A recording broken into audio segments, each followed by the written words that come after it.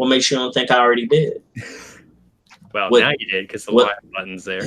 What doesn't make you think I already? I know what I'm saying. Anyway, take it away, Brian. Welcome, everybody, to a new episode of C&C Bros. We are hot off of E3, and we are hype, and we're basking in that afterglow. It is amazing. This E3 started a little bit rough. Not a lot of things that really grabbed the crowd, but it finished really strong. It finished really, really strong. So we're here today to just talk about what we saw. And basically what we didn't see, and just to give our first impressions and our first-hand feelings and experiences. And then after that, another day, probably Monday, Shelly will be back with us. Also, welcome our guest, Ethan. Hi. Yeah, I was gonna say, let's take a second to welcome our special guest. He is our special guest. Yeah. Guest. Gaming enthusiast and published writer. He is the authority. Yeah. You've given me such a cool title, and I have nothing to follow up with. Well-known stan of salad. Out here we stand salads. With croutons.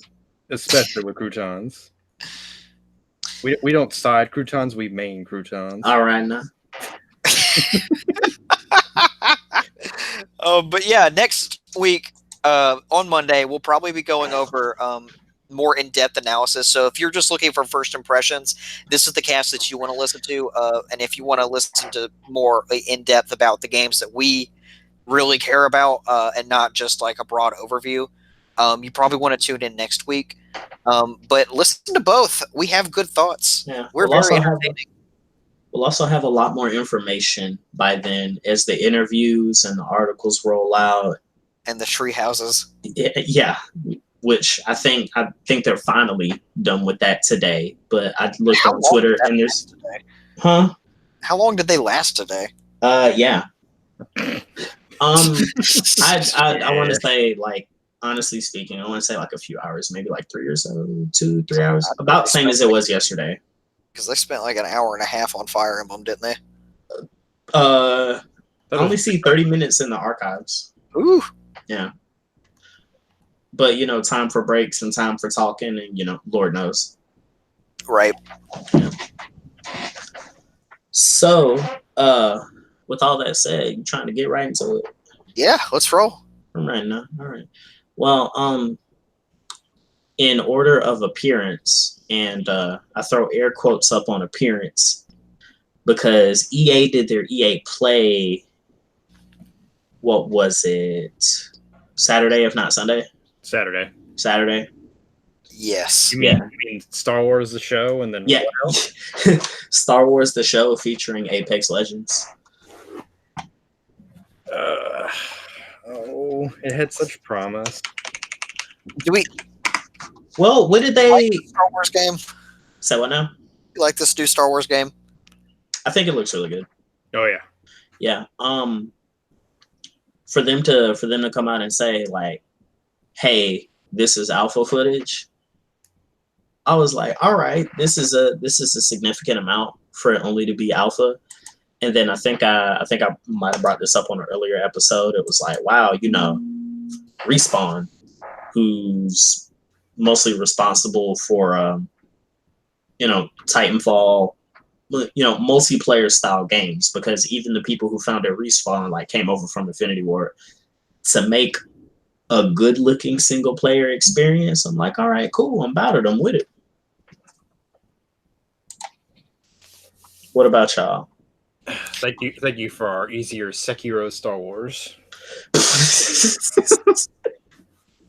Ethan, what's your Twitter handle? Lead Yoked. That's what I thought. Thank you. I your profile picture on here and theirs different, and I recognize both of them. Yes. Follow me on Twitter. Yes. Follow him on Twitter at Lead Yoked with the D at the end. I don't really post anything. I just retweet video game stuff all the time. I only post hype reactions and then video game shit. That's valid. I post everything. That's also a forewarning, by the way. That does include the NSFW times. Yeah. Listen, man. Sometimes you got to be horny on Maine. I can't be horny on Maine. I have too many people that know me. You I'm know, not allowed to be.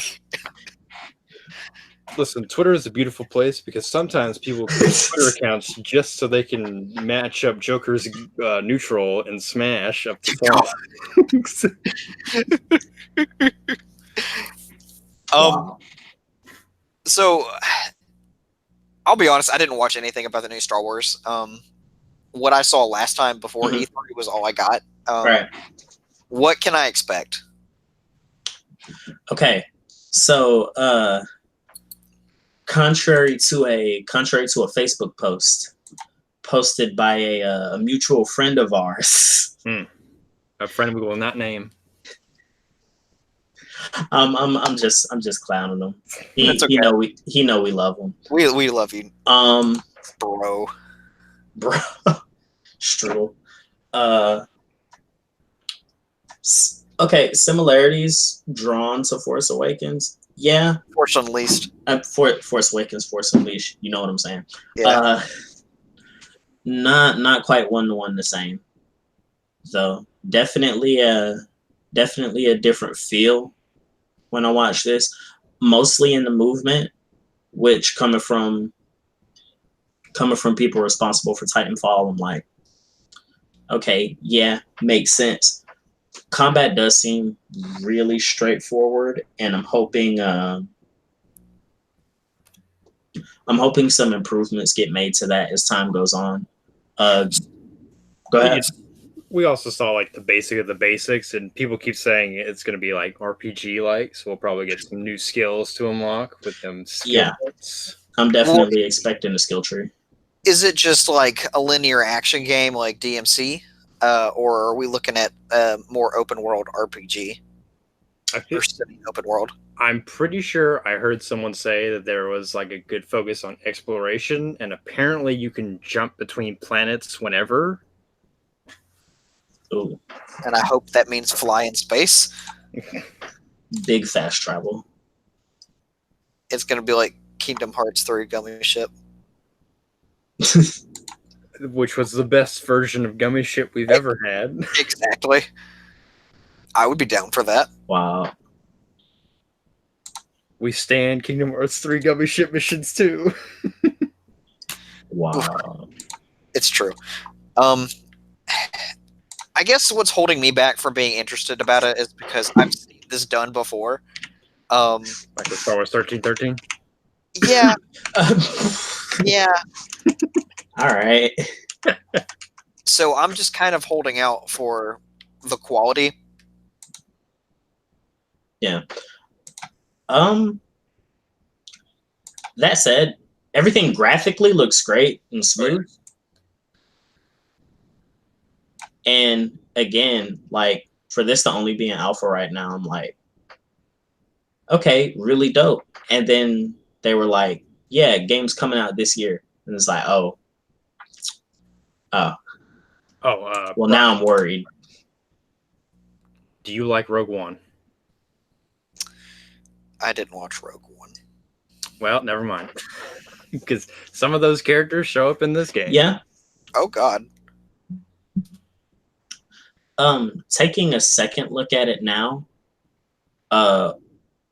force powers do in fact look definitely dope. Can you drop that YouTube link for me, please? Oh, of course I will. Enjoy yourself there. Enjoy yourself there. I'm just gonna let everybody know that they can come watch. Pop that in the chat. Let me get some screen sharing action going on for the folks at home. I apologize for. I meant to our podcast, George. What? Not to the trailer. Oh. I meant to the link to our podcast. Oh, the link to wow. The link. All right. Oh God. I apologize for anybody that was like, he's just comparing it to Dark Souls. Yeah, man, it's definitely the Dark Souls. From Software is getting into high fantasy now. That was a joke. They've always been high fantasy. Yeah, but we'll talk about that later. Mm-hmm. There you go. I already tweeted out. I mean, if they give us easier Dark Souls, I'm fine with that because I'm really bad at those games.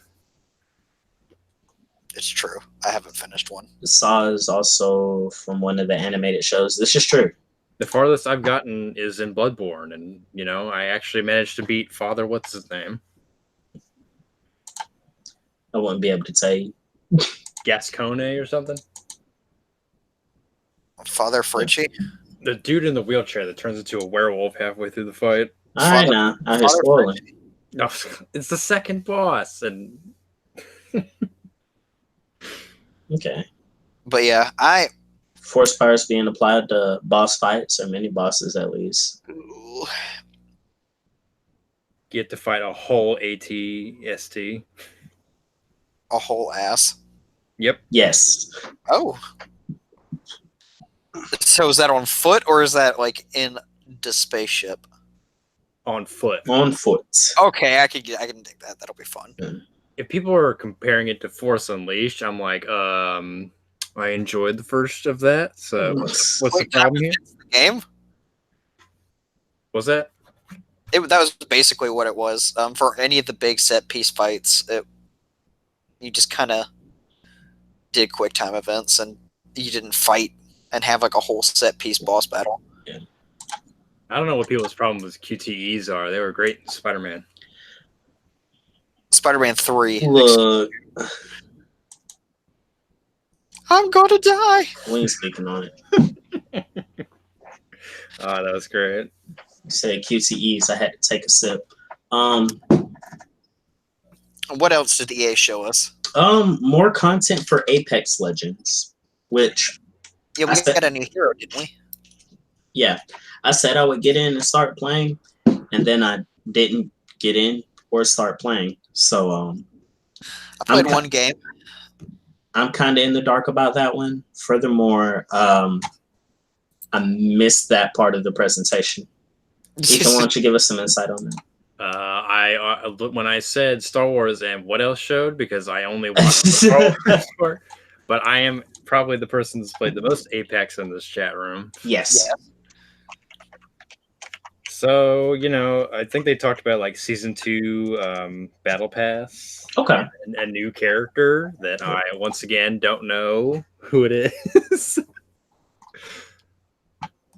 But hopefully whatever was in the second battle pass will be better than the first one, because you didn't get anything worthwhile in the first one, and that's why so many people are upset with it. I know what you're thinking. There's good stuff in the battle pass. What do I care? You don't really. Actually, what I was thinking is, why would people buy a battle pass for a free game? Because it's a free game, you want to show support for the people who made it by buying the battle pass. Good point. That's a good answer. Weren't expecting that, were you? No, I was expecting something less wholesome. The other reason is that there's like a free version of the battle pass. You can unlock stuff, and then there's like, if you buy it, here's more stuff you can do. And when I play Fortnite, they give you like more quests sort of to do. So it's like, oh, hey, there's more for me to think about doing while I'm playing matches. I'm not just doing match after match after match, just nothing. I'm actually trying to do something during that as well. Yeah. Okay. New character Watson. Let me pull that up real quick.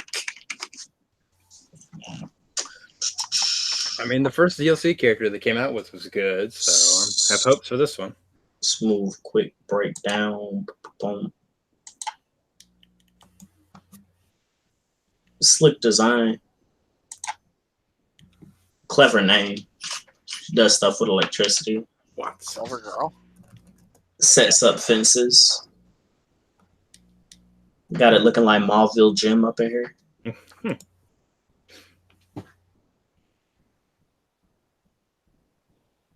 All right. Apex is one of those things I keep telling myself. That is a good question. Does the battle pass unlock new characters automatically? No. No. All right, now. You You have have to to. unlock that in game, don't you? You gotta grind the currency that you can get by leveling up or in the battle pass in order to purchase the characters. Oh, okay. Or you can buy the characters with real money. That's yeah. They're a little stingy. I mean, Sorry, yeah. No, I was just gonna say that's a little bit because I mean it does encourage for fast access to real money. But that's good that you have a way to get them in game. Yeah. Unfortunately, they are a bit stingy with rewards because you max out at level 100 and you aren't even getting a loot box per level after like 20. So Oh. you're still getting the currency you can use to buy the characters every level, but Right. you can get some really good stuff in the boxes. Okay.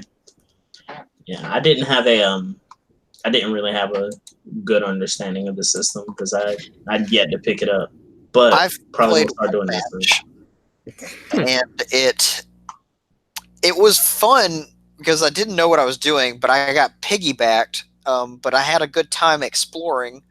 But because I didn't understand anything that was happening mechanically, it didn't end well for me.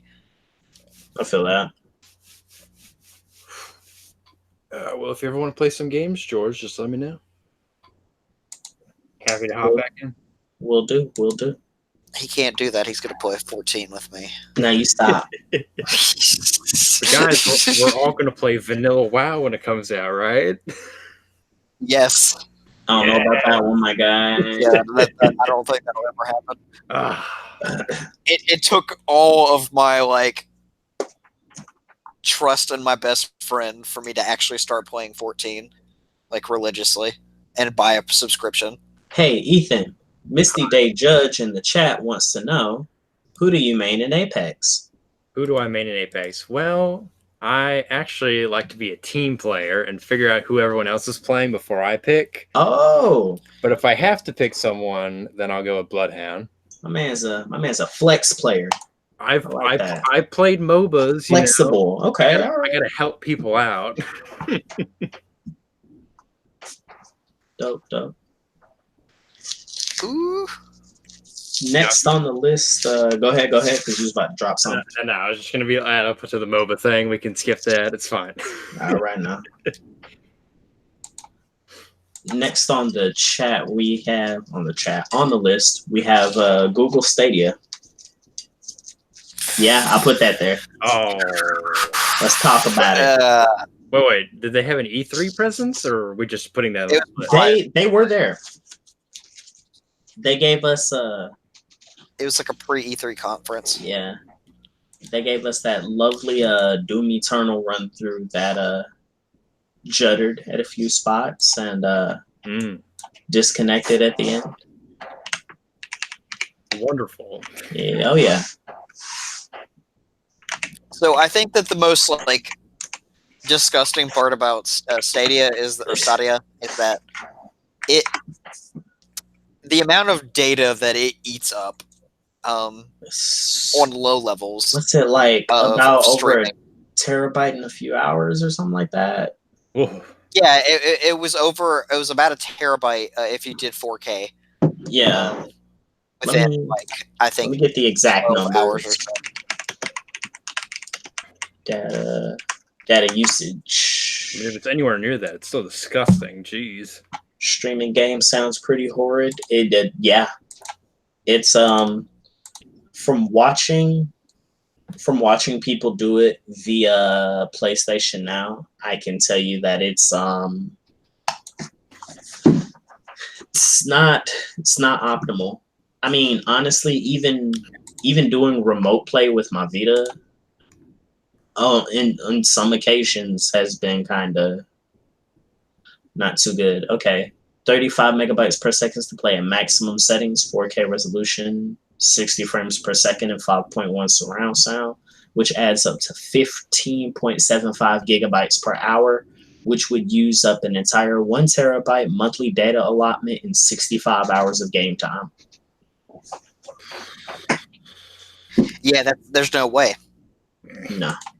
And even if you had like really good internet and like amazing download speed and shit like that, let me put it in perspective. We have an average internet package at my house, and we have below average connectivity to the Uverse box because we're further from it than we should be, but we still get coverage. So I get on average about 10.5 megabytes per second for download speed, and then for upload I get like maybe 500 kilobytes to 800.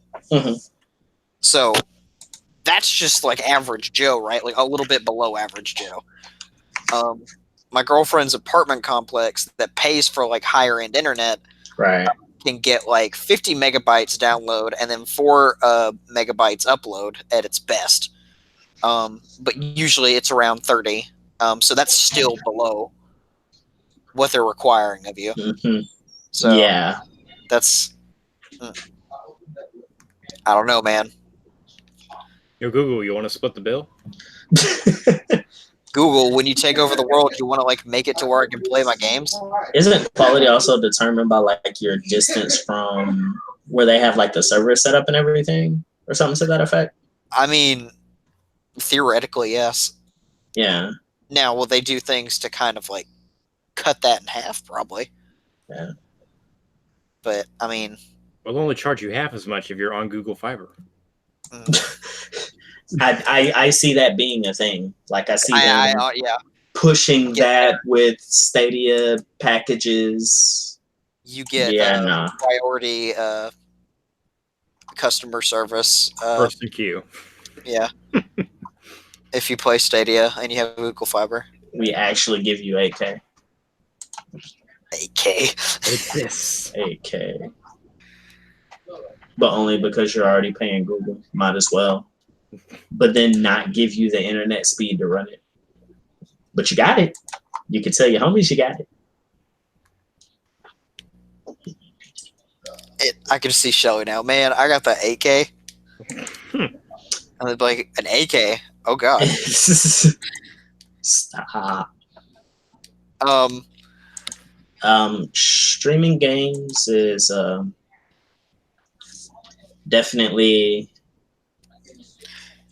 a weird business practice. Yeah, people want to follow the Spotify model really badly.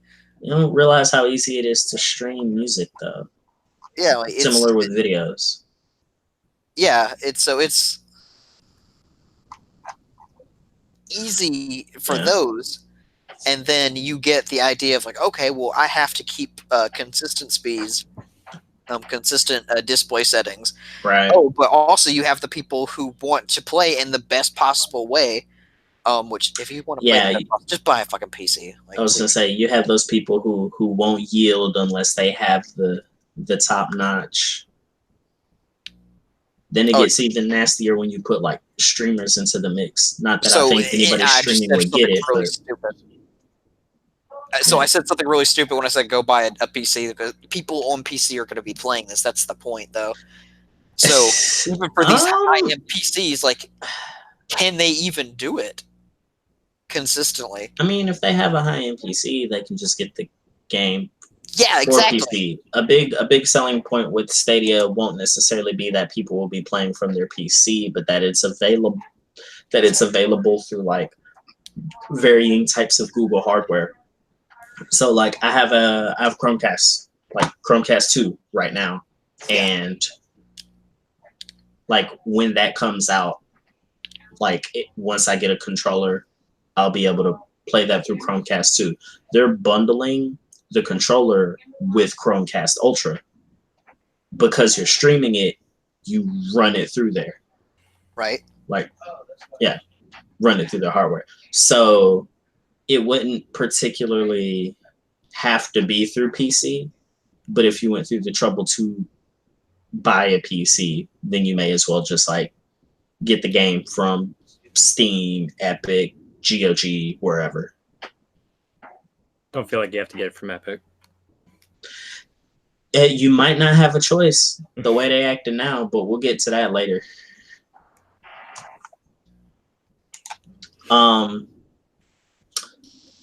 Yeah, so Microsoft went. Good job, Microsoft. Bringing Keanu Reeves out there on stage. And in the game, apparently. And in the game. They did open up with Outer Worlds. Woo! I had missed that trailer because I was actually on my way to Zam's to watch, but I was late because it was raining cats and dogs and a bunch of other species outside. So I think I walked in right before Bleeding Edge, but everyone told me Outer Worlds looked amazing. I mean, I think it was just like a short story trailer, so you didn't really miss much. Yeah, they told me it looked amazing.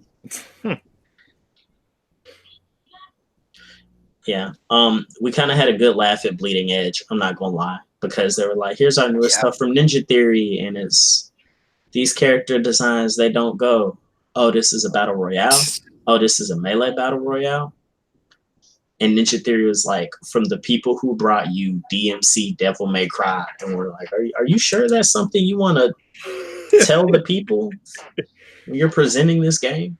It's a battle royale. I thought it was a 4v4. Journalists will love it. I think it's a 4v4. I was saying battle royale because at the time when we were watching it, I was like, there's so many of them.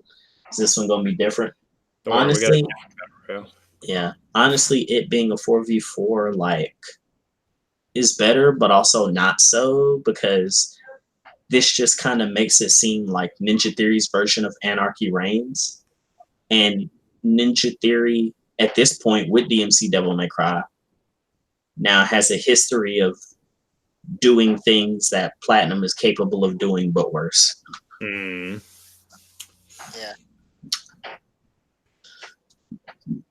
That said, I hope Bleeding Edge turns out to be better than it looks, because those character designs, you didn't like them?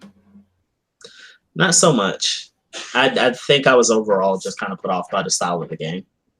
Some people on Twitter were popping off like, man, look at these characters. So I thought people were liking them. I mean, I was gonna say that's absolutely dope for them. You know, it's right. It's probably just not for me, and that's why I say, you know, I hope it's better than how I think it looks, because then the people who think it looks great are gonna have a ball. Folks. Yeah, we saw more Ori and the Will of the Wisps. I thought that was out already. Minecraft Dungeons showed more Jedi Fallen Order. Blair Witch, which kind of caught us off guard. Cyberpunk 2077. Just another story trailer. Yeah. Go ahead, Brian. I'm not excited for it. And that's nothing against you, Keanu Reeves. I love you. We all love Keanu. I just, after The Witcher 3, man, going to Cyberpunk, which is already like an outlying genre of like entertainment for me. Yeah.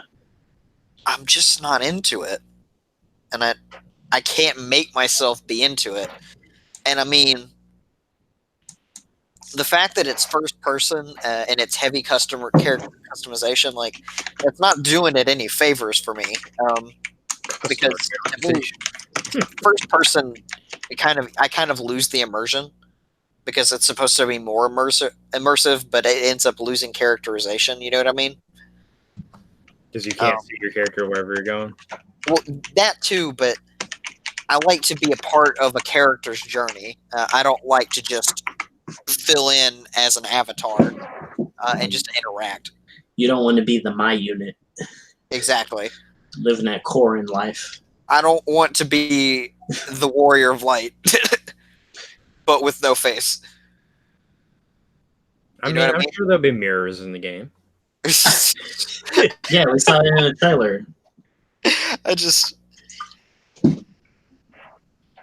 I get why people are excited, because it's CD Projekt Red. Like, I really do understand. They're a great studio, and I'm sure that they will deliver really good quality content, Mhm. but I have to wait until the very last second to make up my mind if I'm getting it or not, because everything that I've seen and heard so far, it's like, okay, cool, but why would I get it? That's a And good I question like to their ask. advertising strategy, though. Oh yeah, Like, they're doing a great job marketing. it was breathtaking. I'm actually one of the few individuals that hasn't played Witcher 3 yet.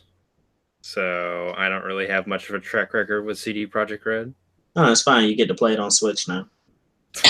Don't do that. And it's glorious 240p. Hey, no. Yeah, don't do that. Like, Look, man, do yourself a favor. Geralt's feet are still going to be Geralt's feet. Geralt. I know. It's a J on the Switch only. God.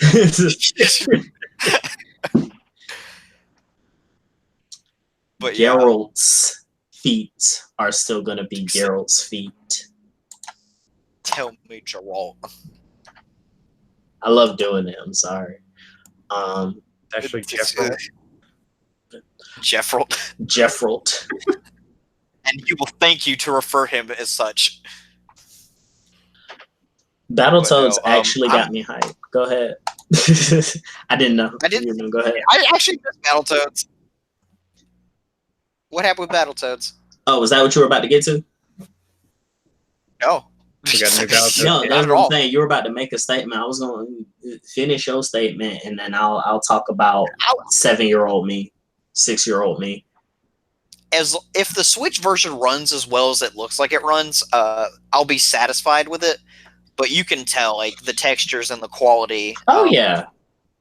There will not be as many effects, and I don't know what the sound quality is going to be like. It looks heavily compressed because it is. Yeah, sound will be fine. Everything else, but sound will be fine. Because the game itself, like, had frame rate issues at times, especially if you had like a shit ton of people moving on screen. Yeah. But they could optimize that at this point. It's been a while. Yeah. But my recommendation is if you've never played The Witcher 3, play it on PlayStation. If you have a lot of time to sit at home and play, if you need to take it on the go with you, just know that I'm not responsible for any negative aspects of your adventure due to hardware, but it is still worth experiencing nonetheless. Yeah. Oh, I would definitely get it on PlayStation. Don't worry about that. Or Xbox or PC if you own one. Yeah, like Instead. PC is great. Yeah. I do not have a PC that can run it. Neither do I. I just watch people play it. I kind of do on low settings. So, yeah, Battletoads. I never held so much, which I didn't like physically get hype about this. I never held so much joy inside, but also so much hate outside. Like I used to play it a lot on the NES, and I loved it. I adored it. It was one of the games I spent the most time with, like that and Mario.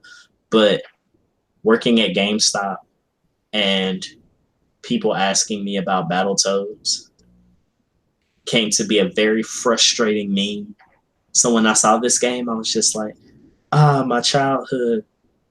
Also, stupid people. Which way do I go? Both. Yeah, I mean, pretty much. I'm probably gonna end up buying it. Although I feel like I'm sorry, I was just gonna say about. Oh no, go ahead. I was gonna talk about Microsoft as a whole. Go ahead and keep up with Battletoads. I said I was probably gonna end up buying it, although at this point I'll probably just get it through the Xbox store on Windows 10 and play it on my PC, as opposed to getting it on my Xbox. And then if I ever like take it to somebody's house, I guess that's what the Xbox version of that copy will be for. Well, I guess it's time for Ethan's first controversial opinion of the night. Go ahead. Man. Well, it's not like about Battletoads specifically because I didn't play it as a kid. Fair. But so it's in the style of a side scroller beat 'em up, right? Mm-hmm. I do not give a flying fuck about that genre. Side scroller beat 'em ups do absolutely nothing. Wow. It's well, super enjoyed was the Simpsons arcade game that is no longer available. Yeah. It has heavy platforming elements, if that's anything. It's not primarily a beat 'em up, but you do kick the crap out of a lot of enemies. You not about that life? Like the only platformer I've really enjoyed was Super Mario Odyssey. And that's not a 2D, that's a 3D. Okay, I see where you're coming from. 2D was just not your thing? I think I also didn't play much of that growing up. I tried like Shovel Knight when it came out on the Switch, and I didn't get very far. I was just like, this just isn't for me, man. Just not a big platformer guy. I feel. I mean, there's a good bit of people who are they feel some type of way about platformers and even 2D beat 'em ups. But you came out the gate with that one, dog. I was like, man, my Streets of Rage, dog. My Kunio-kun games. Like, come on now. Tojo can hit you with a controversial opinion, man. Sure. Nah. People be feeling like that, though. You valid, bro. Now, some people will complain about turn-based RPGs, and I'm like, what you talking about, man? Yeah, I'm like, what's the problem with turn-based? Like, you literally like Pokemon, don't you? Then fucking play a game. That's some impatience, that's all. Yeah, that's...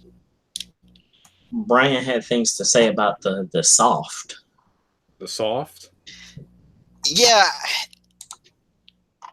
I didn't think it was a bad conference. People are like, it was kind of boring, but I think they promised what they said they would do, and that was bring like an unprecedented number of games. Like, I don't know how many times I heard the fucking phrase "world premiere." World premiere. We memed it. Twitter memed it. Besides being annoying, like, it was impressive. I appreciate what they did, and I appreciate what they said that they were going to do, and that they delivered on it. And I think that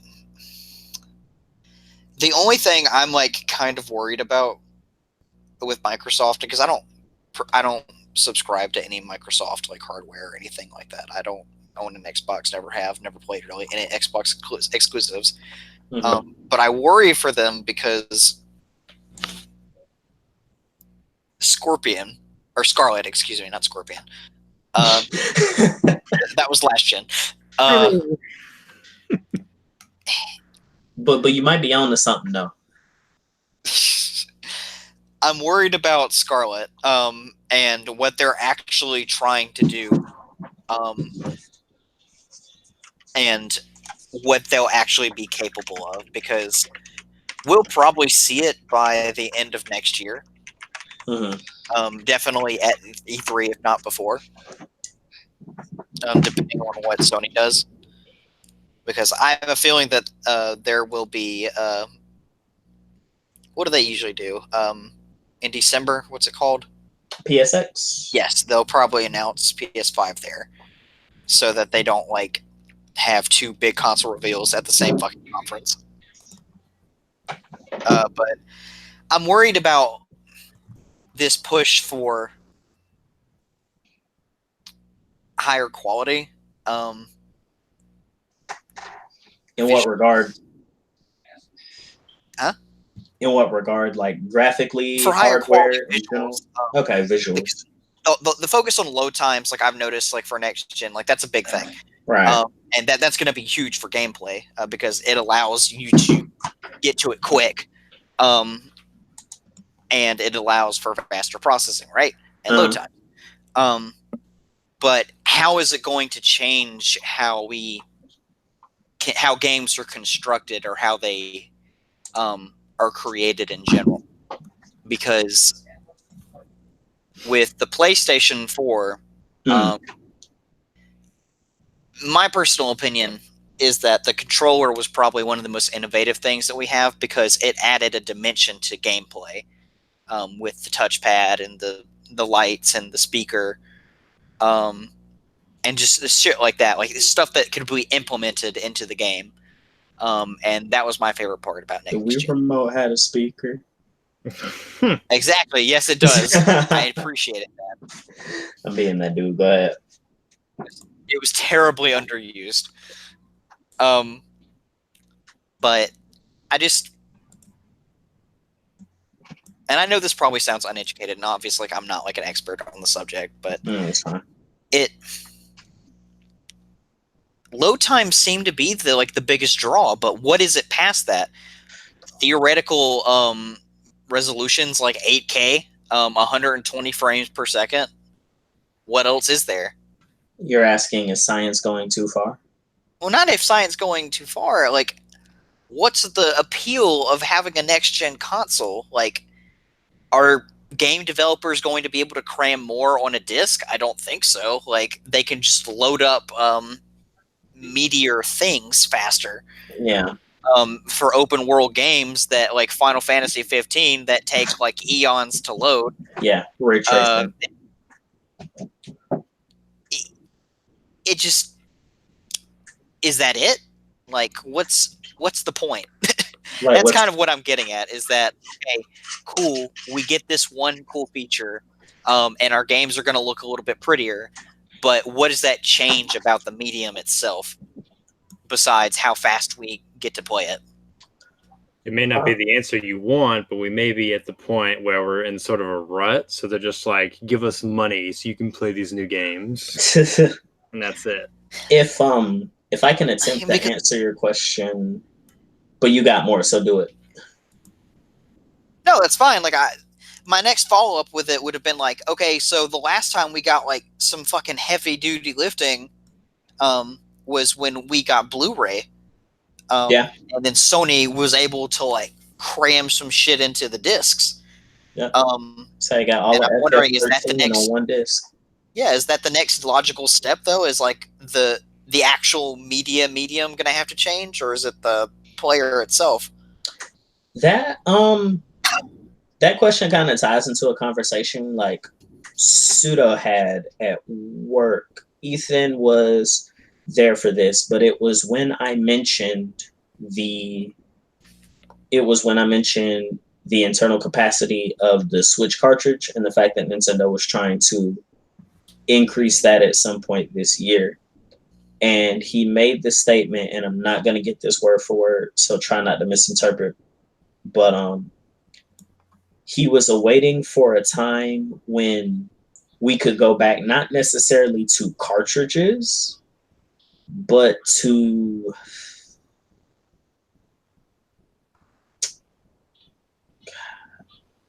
I don't even remember what it was. Not unlike flashcards, but things that were just capable of holding a lot of space and being accessible really quick. Not unlike SD cards and micro SD cards. Yeah. But that were also rewritable in the event that patches needed to be redistributed, so that kind of thing didn't take like system data. Right. Yeah. That honestly, like the way I see it, that wouldn't sound like a bad direction to head. As far as mitigating load times, I think that would only apply for a specific set of games or games that have a specific function like, open world RPGs or, big action games. When we talked about the Sony showing off, not necessarily a tech demo for the PS5, but just, hey, here's what Spider-Man looks like running on it. Everything is faster, everything loads faster, travel is seamless. For games like those, I think decreasing the amount of load times would kind of, I guess, better that experience. Make the movement between different planes or different like loadable areas and maps a lot more seamless, as to not like break that immersion. Makes Muso games actually load in all enemy units on screen. I would love that. We can only dream. if Koei Tecmo took advantage of those kind of advancements to make just kind of all out balls to the wall Muso games like that, I wouldn't complain. All I want is like a hack and slash Lord of the Rings game. You're not gonna get that. In that kind of vein. You're not gonna get that. I know I'm not. The Warner Brothers hates us. Platinum Games presents Lord of the Rings. Ooh. Oh Jesus Christ! Don't give me hope. Don't do that. Don't give me hope. Boy. I'll tell you what gave people hope. Sega showing off PSO2 at that conference. People got pretty excited about that. People were off the wall 8 years after they said we were gonna get it. What was it? Phantasy Star Online 2. Oh yeah, that MMO from Japan. Jesus Christ, Brian. You know that one. Yeah. Well, I didn't know any. I don't know anything about it. I've heard about it. Yeah, it's people were kind of out their bag about it. But what makes it good? What makes it good? The fact that people wanted it and thought they weren't going to get it, and now they got it. Other than that, not much. From what Zam told us, who is an avid Phantasy Star player, like, play 1 instead. Oof. That's what he said. Now, God, he's got different tastes than the next guy, and they've got different tastes from the next girl, and they've got different tastes from the next, different strokes for different folks. But one of them is about to become really convenient for us to play. Yeah. Which I think 1's over here too. So heck, play them both. If you need an MMO to get to play everyone, play that if you want, or play Final Fantasy 14. Or play RuneScape. Play RuneScape. Play RuneScape Classic on your mobile device. Yeah, on your mobile devices. Not unsponsored, by the way. Please sponsor us. Brian. Oh God. Brian, I wanted to get your thought. Brian and Ethan, I wanted to get both of your thoughts on something. What's up? Go ahead. Talk to me about Tales of Arise. Like, the floor is y'all's. Let me start by saying I've never played a Tales game in my life. All right, that invalidates 50% of my question. I am sorry. I swore you played Tales so it games, really comes down to me. but no, you played Disgaea games. Yeah. While we're on that, why Disgaea 4? We gonna get to that. Okay. We gonna get to that. Oh. All right. So as far as Tales of Arise, and a disclaimer: I haven't been a long-time fan. I've played Berseria and I played Vesperia, and I will play this one. Dang, Brian, I thought you was out here with it. God, I've been playing Kingdom Hearts and Final Fantasy. How many RPG franchises can I play? Dang, we should talk more. Then I would know. Apparently, we need to talk more, George. Oh yeah, and I'll play Fire Emblem. Hey. But no, like, I like both of those games. They have their strong points and they have their flaws. I think one of the flaws of Berseria that Arise makes me hopeful for is not necessarily presentation, because Tales games are really good about presentation and story, whether they have like a graphical advantage or not. And they're really good about setting a scene. But the environments themselves, they leave a lot to be desired in those games. One of the things that I complained about with Berseria, being the most recent Tales game from 2016, is that the dungeon design was shitty. Like, it was actually garbage. Minimal puzzles, really bland backgrounds, not a lot of interactable or branching paths for most of them. And the ones that did have branching paths were really like unnecessarily long and winding. and just not a lot of variety. Enemy placement was just kind of random, and it was like, just run through this. It was like, okay, here's a hallway filled with enemies, or here's like a circular room filled with enemies. Like, I don't know, 6, 7 encounters. Let's see how many you can hit before you make it out. Like that kind of thing. I didn't like that. I like deliberate dungeons. I like things that have been carefully considered. I like it when developers are dicks and then they know they're being dicks.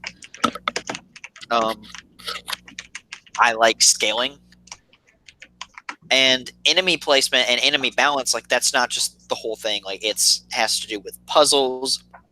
It has to do with save point distance. It has to do with resource management. It has to do with frustration and backtracking. It really does. And people are like, why do you want to be backtrack and be frustrated? I was like, well, that's part of the experience with dungeons. Like, early level dungeons, you should be able to go in and maybe crawl, like go in once or twice. Do your thing and get out. Yeah, like you make the path and then you go through. And you might struggle your first time, or you may be too overwhelmed and need to grind. Like, that's the point of RPG dungeons. You go in, you try it, you fail, you go back in, you've mapped out like a little bit in your head. That's part of the experience. And with the Tales games that I've played, the dungeons are really bad. They're really bad. Vesperia was not good with dungeon design. Berseria was not that good either. I will say that their final dungeons, actually take that back. Bessaria's final dungeon was very good. Vesperia's was awful. I hated it. But I also had a lot of problems with that game to begin with. But Arise, it looks like, on top of having that graphical overhaul, which I think was the next logical step for Tales, now it looks like Xenoblade. Not a bad thing at all. I think that having this like enhanced environment will lead to better dungeon design and enemy design. With these big scale fights that it looks like it's going to be delivering us, I think boss battle design and set piece fights will be a thing, like more than usual, because I've always appreciated Tales games because you can position your party members, you can tell them how far they need to be away from an enemy, you can control the AI like almost like at every step of the way, because it's kind of like, okay, you set up paradigms and roles for each of your characters. Okay, so I want this party member to be shooting spells from the back. I want my other one to be firing off debuffs on a specific type of enemy that shows up, like spellcasters, so that they don't have a chance to pull off like an AoE attack. Yeah, I'm controlling the main DPS of it to run interference basically with whatever is in front of me, and then I have another AoE attacker just causing havoc, and then mix and match it, and you can change it on the fly in fight, like with strategy and AI controls. I really appreciated that, and you can also go to your arts and change your arts and equipment mid-battle, which doesn't actually sound as broken as it should be. There's not a lot of need for it sometimes, but you have that option, especially at higher difficulty. But you can also override like a character's preset AI commands, and you can just tell them, "Hey, cast this spell real quick." Like, "Hey, I need you to buff the party," and they. I appreciate that. How smart the AI is and how helpful they are, but I also appreciate that you can control it down to like the last detail, if need be. But mid-battle, as opposed to having to do it outside of battle and go back in, like in, say, Persona. Exactly. So another good thing, especially in Berseria, and later versions of Vesperia, apparently. Right. You can change characters like on the fly in battle, and you're not just stuck with the character that you choose, and then you just have to leave it up to the AI. You can take control, and as long as you tweak everybody's AI to support you the way that you want to play with that character, then it'll be okay. Now, what I hope to see is more strategy with bigger fights. Does that make sense? Yeah, I got you. Bigger set piece fights with Tails, with that level of customization and strategy, I would love to have that. I think Tails is at its best when there's like an actual mob of enemies on screen, and your AI characters are kind of doing their thing, and you're doing your own thing, and it's chaos. That's the essence of a Tails game to me, is absolute chaos on the field. Everybody panic. But it's adjusting to that chaos, which that makes it the fun part, and just kind of adapting to it as it happens, because so much happens on screen. And I also would like to see saved customization sets for these AI, because that's also been a problem. Right. Having to constantly tweak it for different types of enemies or bosses. Like if you could have preset things that you could save to like a list, that would be cool. Like command decks from Kingdom Hearts, just to give an example. But yeah, it looks cool. I only saw 2 characters. I hope. Yeah.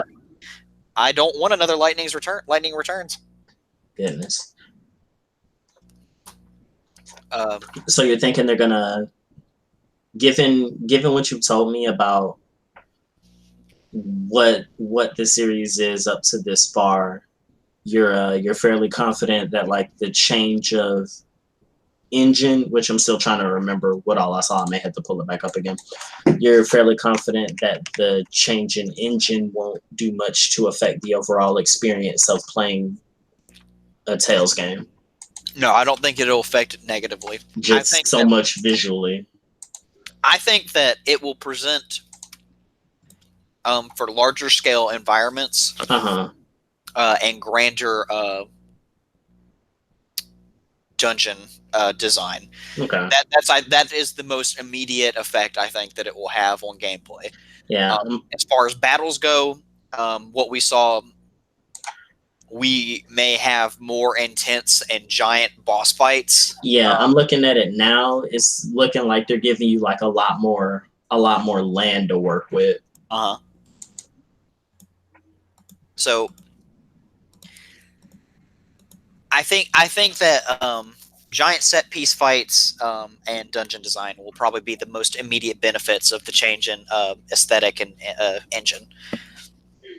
But everything else, I think, as long as they can make it merge with the typical strategy of a Tales game, I think that it'll be just fine. Bless up. They said this one's for the gamers because they said rise up. What else did we get from Microsoft? Let's see. Let me tell you what we got. We got Dragon Ball Z Kakarot. Oh my goodness! Christ almighty. Okay, so I read. Wait, hold on. Was that grunt good or not? That was a good grunt. Okay. So Lythro played it. He said he liked it. And I don't know if he was paid to say that. But if it didn't have #ad on his tweet, then I'm sure it was a genuine thing. He liked it, and he said that there was a huge space for fights, that added to the excitement. I think it looks too goofy, and I've already seen RPGs like this, like One Piece World Seeker, that are hot garbage. Whoa. You thought World Seeker was hot garbage? The World Seeker is hot garbage. There's no thought to it. Okay, keep talking to me. Tell me some things, because I know of people who thought otherwise. So let me get another side to that. Talk to me. Well, I haven't played World Seeker either, but from what little I saw, it looked like the combat got very, very repetitive very easily. It's repetitive. It's not inspired. It has really awkward elements, like the first person shooter, because they tried to implement that with jet pistols and shit like that. Mm-hmm. They try and duplicate the whole web swinging thing, like if Spider-Man. I did see that.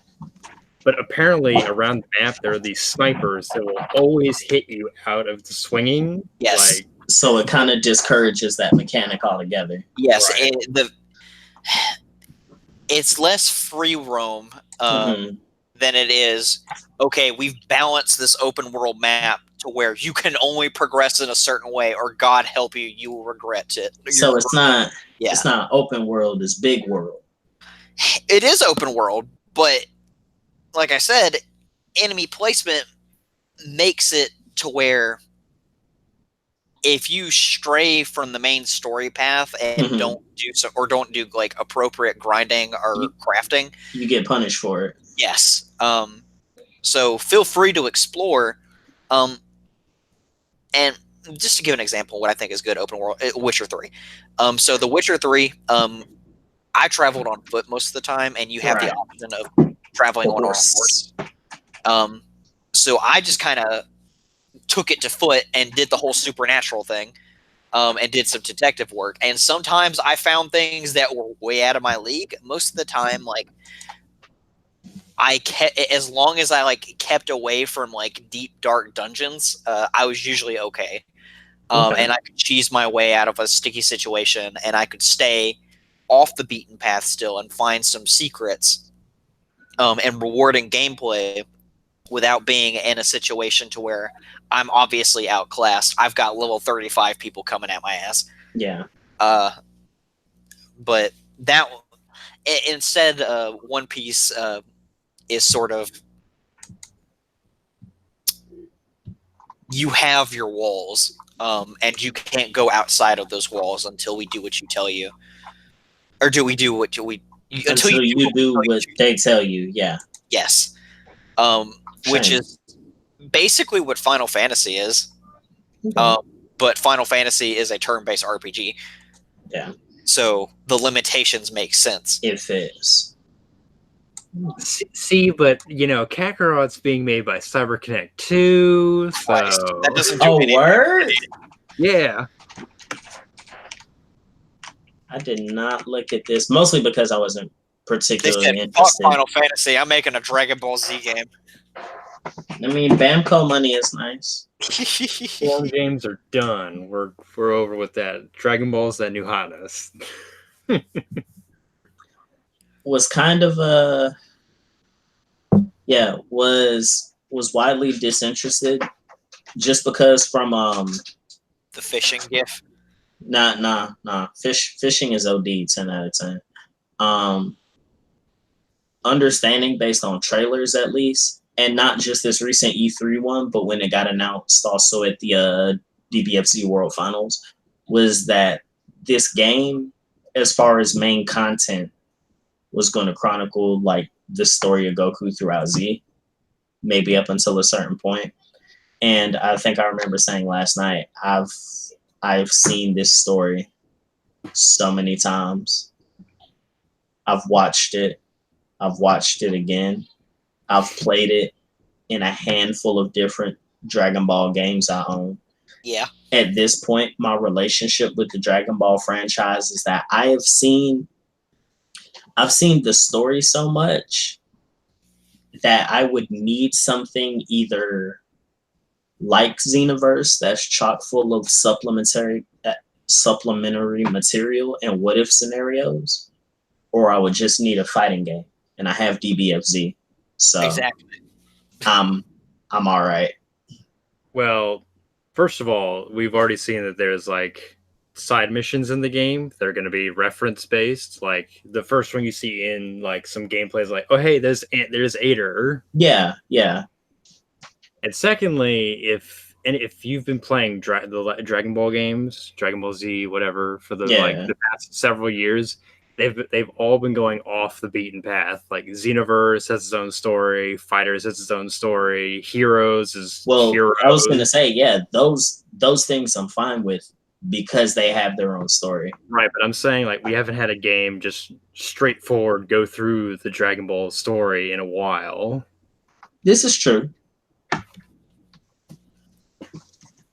This is true. Not to discredit that. It's just that I guess unfortunate for me, I've played all those games multiple times. And so now seeing another one again is less like meeting an old friend and more like opening an old wound. I mean, if you've burnt yourself out on the Dragon Ball story, I could totally understand Yeah, that. yeah, that's I all it have. is. I'm burnt out. I am not. So Then you just get in there and do it. oh, I will. Some people Okay. are like, oh man, the combat's just gonna be like mashing square. And it's Man, like, you go punch that deer. oh, I will punch that. I'm gonna eat that horse. You go eat that horse. Yeah. See. Dragon Ball Z Kakarot, Way to the Woods, speaking of punching deer, Gears 5, Forza I'm sorry, Gears Pops. There we go. All right. Forza Horizon 4, Lego Speed Champions. Bro, they brought the Lego car out on stage. Bro, I'm about to buy Forza just for this Lego Bro, DLC. that's the best car Microsoft ever put on stage. I'm trying to tell you. Man. We're like, they're going to bring the car. And they brought the car. But then we got the second look. It's Legos. And he said only 500,000 bricks? Like 500K? I thought a car would have taken more, honestly. I bet they skimped out on the inside. Probably. What, you ain't even got an engine in there? Come on, go. Man. I don't think so. Cowards. Oh, we also saw Elden Ring, which is that We saw the teaser for Elden Ring that apparently developed me for 3 years. So what? Hasn't it been in development for like 3 years? I don't know, but if it has, I mean, that would explain a lot. George need to finish the books. I think Elden Ring and just this E3 in general was really just cementing my distaste for CGI only trailers. Yay! Hey guys, check out this new game we got. No actual gameplay. Like, just wait to announce it there. I mean, we got new hardware on the way. They ain't trying to blow the load on the first go, bro. George, you know as well as I do that people would pay for a PS4 version and then 6 months later, hey guys, PS5 version. All right, we're getting it. Yeah, I mean, you're right. I don't see why they don't just capitalize on our sick, twisted desires like that. But if people will buy Breath of the Wild for the Wii U, they'll buy anything. I mean, people out here caring about folks this year. What is this? Treating us like people. No, that's a different conference. Can I make a plug real quick? Go ahead. It's about my Twitter post. Oh God. I'm replaying Octopath. Oh man. And I want to do something different than what I did the first time, which is pick Alphen as my MC. And I made a poll on my Twitter. So if you want to see me and decide what kind of game I'll be playing and who I pick up and where. Hey, if you want to give Brian the worst time of his life playing Octopath Traveler, go Oh, they're trying. at FireKnight427. Yeah, it's tied between Primrose and Therian right now, and I'm sweating. Bruh. Primrose is an awful MC. Oh, bruh. Hey, y'all go vote Primrose. Like real talk. Do it for me. Because y'all love me. Is that a Twitter handle again? FireKnight427. Go vote Primrose. Vote anyone else but, please. Don't make me be a dancer. And then after that, vote Tressa. No, Tressa's good. My friend MC Tressa, and he had like $500,000 like really early. All right, go vote Ophelia. Oh no, I'll be doing separate polls every time it's time to get a character. I hate you. Anyway. Dude, he's just looking for that clout, you know? Like, we all need it, but all this for a drop of clout. Drop of clout. could you spare a crumb of clout, ma'am? Just a crumb. Stop fidgeting in my chair. I know that noise carries through and it's awful. It's all good, man. I don't know what's making noise over here. Wow. What? Microsoft announces acquisition of Double Fine and the publishing rights to Psychonauts 2. Woo! So I need to go play the first one. So okay, I played like a few what's levels up of it. So what? what's up next? Bethesda Softworks. And our lady of the art, Miss Nakamura. Good Praise old Ikumi Nakamura. So what is she the art director for? What now? The Tokyo game? Right now, she's creative director for Ghostwire I think she's Tokyo. the art director. No. Okay, that's right. She's She's Yeah. a sweetheart. yeah. It's specific details is not giving me what I want. But yeah. Creative director for Ghostwire Tokyo. Art and character designer for Evil Within 2. But before then, she has a catalog of, wouldn't you believe it, working with the companies that the homies and I know and love, dating back to Clover under Capcom, and even going through Platinum with Mikami, and working as an art director on Okami and artist for Bayonetta. Ooh. Yeah. Strong track record. Yeah. She's a blessing. But once again, no gameplay. So- Yeah, no Bethesda super thing. No Skyrim 6.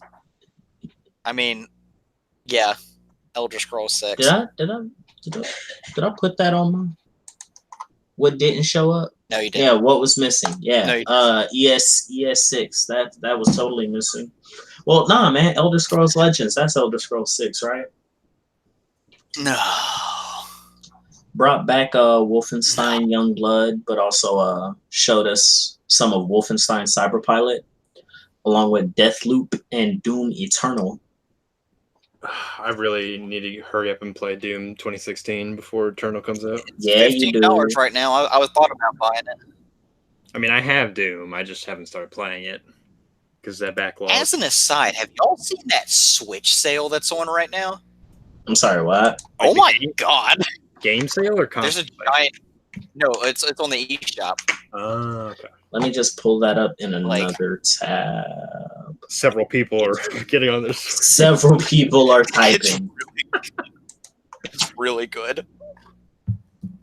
So Sales and deals. So while everyone's looking at the eShop, I just want to talk about that whole Fallout 76 thing real quick. Please. Get to him, Ethan. Get to him. So they were like, "Hey, we're sorry about Fallout 76," except they didn't actually say they're sorry, but they sort of acknowledged. Thank you for believing in us. We took your criticism.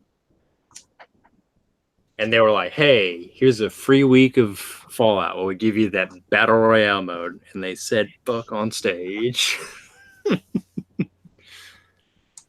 Oh, Todd. Oh, Todd. And since they gave us a free week, I was like, "All right, I'll check it out." 6 months later, let's see what's going on. And though it maybe it scares me a bit to say, I'm actually having fun with the game. Oh, really? Yes. Yeah, I heard that the new mode was good. That's what's up. Oh, I haven't actually played the Battle Royale game. I'm at the base game. Oh, All the same. I haven't experienced any crashes. Well, there was one server crash, but that was the biggest thing. Like like no serious glitches or anything. Like the games are running just fine for me. And people, every person I've run into has actually been pretty friendly. They actually gave me some stuff when I was starting out. Oh yeah, he made note of that when he got up to talk about it. It was like, yeah, Wastelands supposed to often nuke each other, and here everyone is like leaving food and water for the newer players, and then he's like, that gives me some hope of humanity, and I'm like, yeah, at least that did. I mean, to The be studio, fair, that's different, but to be fair, in the base game, you're automatically set on pacifist mode, so like you don't do any damage when you're shooting people. And there's like certain areas where PvP is active, but other than that, it's just PvE. So well, see, that kind of invalidates what he says a little bit more. You ain't doing him no favors. I ain't on Todd's side, man. I didn't even notice. He didn't even defeat Jiren. Let me go Switch sale real quick. Well, that's on my mind. If you guys haven't seen the 26-minute video by the internet historian called The Fall of 76, I advise you to check it out to see just how badly they messed up on Fallout 76. Yeah. I'm gonna screen share this Switch sale to everyone. So some notable things that are off on sale, just off what I'm looking at right now. Cuphead is $17. Mario Kart is $40. See, you all over the place. Oh, by the way, George, Cuphead or Ace Attorney? What? It's for me, Ace Attorney. All right, George. If I have the 3DS bundle for Ace Attorney, should I bother with the Switch one? I would, and let me tell you why. Because knowing Capcom, like they have done with the Mega Man collection and the Mega Man X collection, you have 1, 2, and 3 on Switch right now. You're gonna get Apollo Justice, Dual Destinies, and Spirit of Justice bundled together at some point in the future, probably. So I would scoop it up on Switch if you're feeling it. Oh, I mean, you don't got to do it now, but well, I was saying better sooner than later. If I should get it, if I already have the 3DS bundle for those 3. That's kind of on you. Okay. I won't make you buy something again. Can we talk about how my friend Pedro isn't even out yet and it's already on sale? Shouts to Devolver. Let's go. Exactly.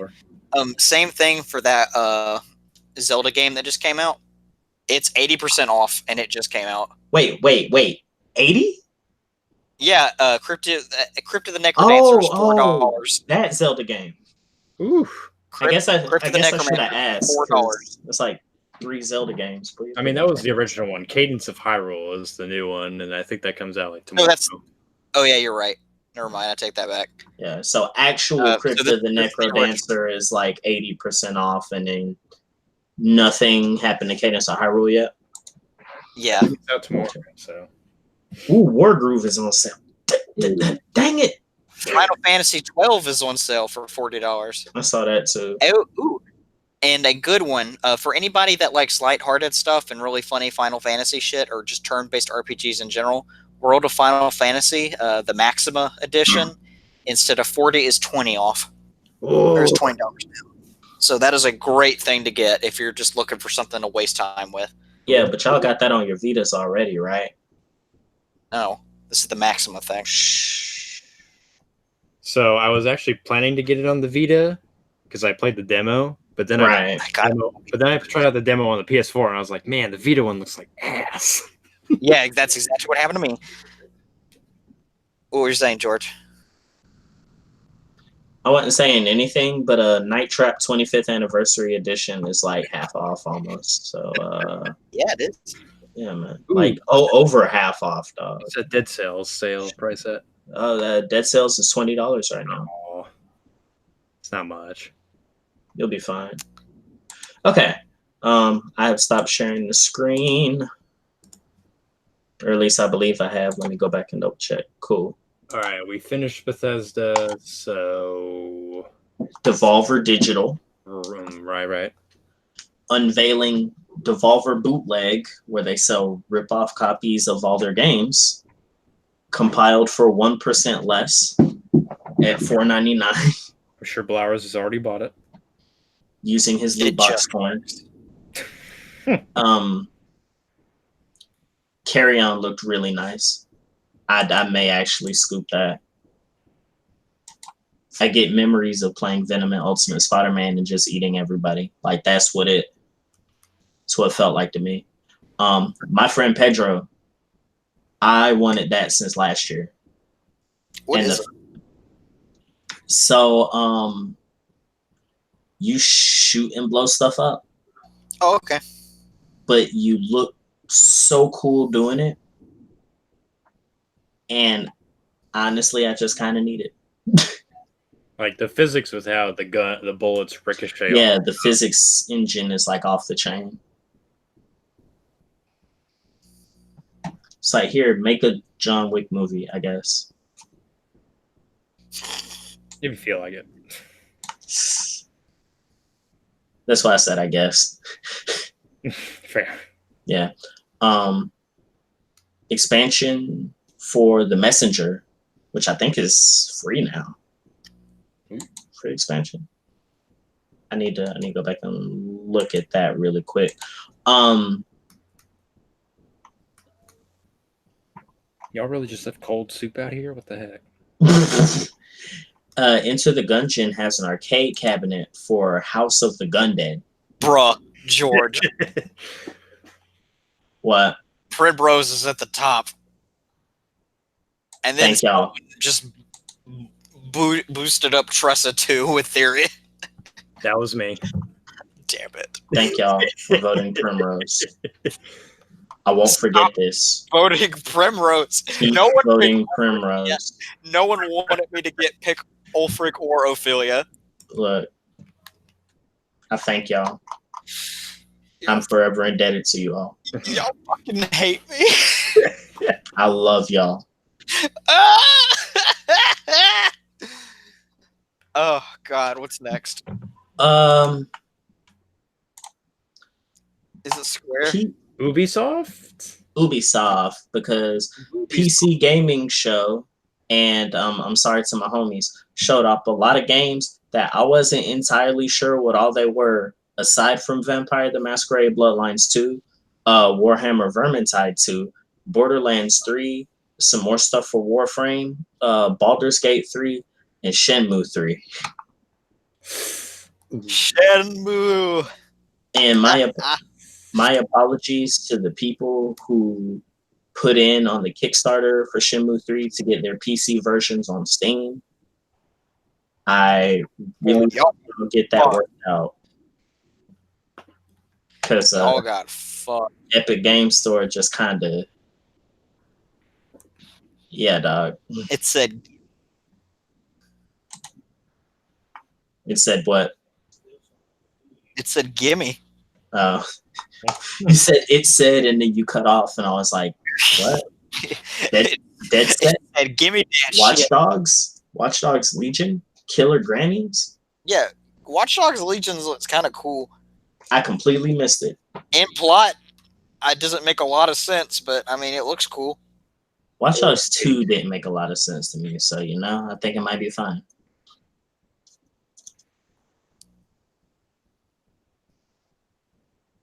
All right, cool. We're just gonna leave with the awkward silence on that.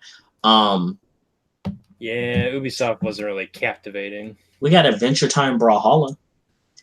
Yeah, Ubisoft wasn't really captivating. Timed event for Honor, Tom Clancy's Rainbow Six Quarantine, Tom Clancy's Elite Squad, stuff for Tom Clancy's The Division 2, Tom Clancy's Breakpoint, Tom Clancy's Rainbow Six. I think of the one conference where I think it was a Ghost Recon game that had that was up on stage, and the guy just kept going, Tom Clancy, Oof. Tom Clancy, Tom Clancy. Oh God. Yeah. Yikes. An Assassin's Creed Symphonic Tour announced for 2019. Oh, that's nice. And a Uplay Plus subscription service to PC players and soon Stadia users, whoever they will be. And then we got Whip It the game. And Whip It Except it's Roca? Roller Champions and not Roller Derby. Oh, okay. Yeah. And there's no Ellen Page. So What's even the point? he said it, not me. Square Enix. Oh boy, Square Enix. Ooh. I'm ready for it. Yeah, I was gonna give you a second to get yourself prepared. I'm real glad Sony was able to make it out this year. Oh yeah, man, totally. They were in the back with Kojima. So we All right, opened. let me pull this up. We opened up with 7 Remake, yeah. Yeah, we did. You know what they came out the gate with? That was the absolute first thing that Square Enix showed. All right, cool. Just making sure. The thing about that is, that was a great decision. To say, the thing about that, it was a great decision because then people got to get up and leave right after. Because there was nothing else. So just to preface the following conversation, I have actually not played Final Fantasy VII. Neither have That's I. fine. Bruh. Now, What do you mean, bruh? I thought the trailers were all real good. The only sort of complaint I would have is that I really didn't need to see an entire boss fight. That kind of drug out. I'm not gonna lie. That's why they edited it. They edited it and it still drug out. Like, yeah, that was a hot minute, dog. Okay. Do you mind if I go to town with this one? Since this is my baby. I thought that's your baby. Oh no, that one's coming. But first son. So what I like about what they did with this presentation was that they didn't beat around the bush. They knew exactly what titles were drawing people to the crowd, and they saved them for appropriate spots. Now, for Final Fantasy VII, I think that they did a very good job of on stage instead of another event or in a press release explaining how the gameplay worked. Right. I really needed that. I really like the idea of the 13 plus ATB charges. Man, I like that. They brought it. I loved it. The stagger gauge is a great mechanic, and I think that anybody that disagrees is lying to themselves. I had no idea that 7 Remake was the last piece of the Fabula Nova Crystallis. But I love because I was reading up on first impressions from people that are playing the demo. By the way, Square Enix, if you're listening to this, please release that on PS4. Please. They're not listening. What are you talking about? Of course they're not. But it. Somebody sponsor us to listen to us. Someone links this podcast. But no, the thing that I heard was that positioning matters in this, and that you will have to switch characters often to find the best way to maximize damage while avoiding big damage. So that makes me think of MMO roles now, because that's kind of where I am in my life. So in theory, with a 3-person party, you could have, let's say, Tifa draw aggro and run in. You can have Cloud flank to the side and do his minute damage, but kind of wait for an opening, and have Barrett pepper from a distance. You have someone stagger it, break its defense. You switch to Cloud from Tifa as an attack's about to happen. You fully stagger the boss, possibly interrupting a big attack. You do like a limit burst or limit break with cross slash. You do heavy damage, and then you move back to Barrett or Tifa, and that's great. I like the whole idea of the slow. What do they call it? Basically, it's like a freeze time. I was about to say wait mode. Yeah, it's like I know what it act. Well, no. I don't remember what they said it was, but I see it in its wait mode from 15. That's all I see. They have a wait mode basically when you are choosing from a command as you're activating, like using your ATB charges essentially. So you can choose to use magic, items, a special attack, whatever. And to bypass this wait mode, if you want the action to flow a little bit faster, you can use shortcuts a la KH2 and 3 and 1. But you basically have like predetermined shortcuts to basically, okay, I want my like cure mapped to the circle button, and I want cross slash for Cloud mapped to the X button. Maybe something from Barrett in case he's got like a charge available to have like an emergency situation. Now the problem with that is that I don't know if you'll be able to, like with KH3, switch between lists of shortcuts, or if you're just stuck to like 4 button mapping. That may be the case, and if that's the case, then you may as well just make like a no wait mode, or just like a free flow ATB style.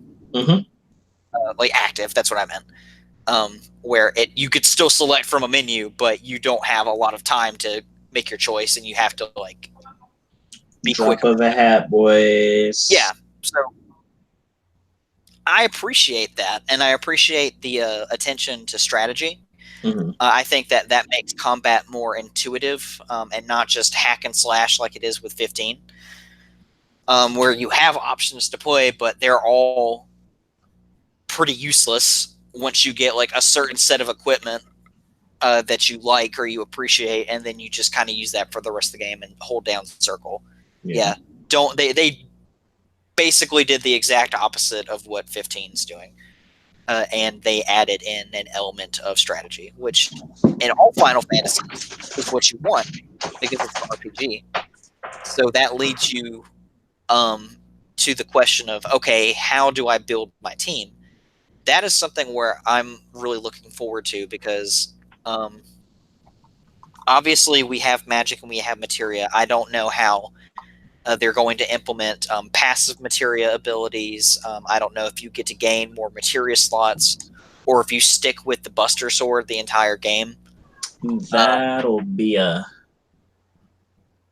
fun undertaking. That's what I was looking for. My biggest disappointment that I heard, and we'll talk more about this next week when we go into the in-depth analysis.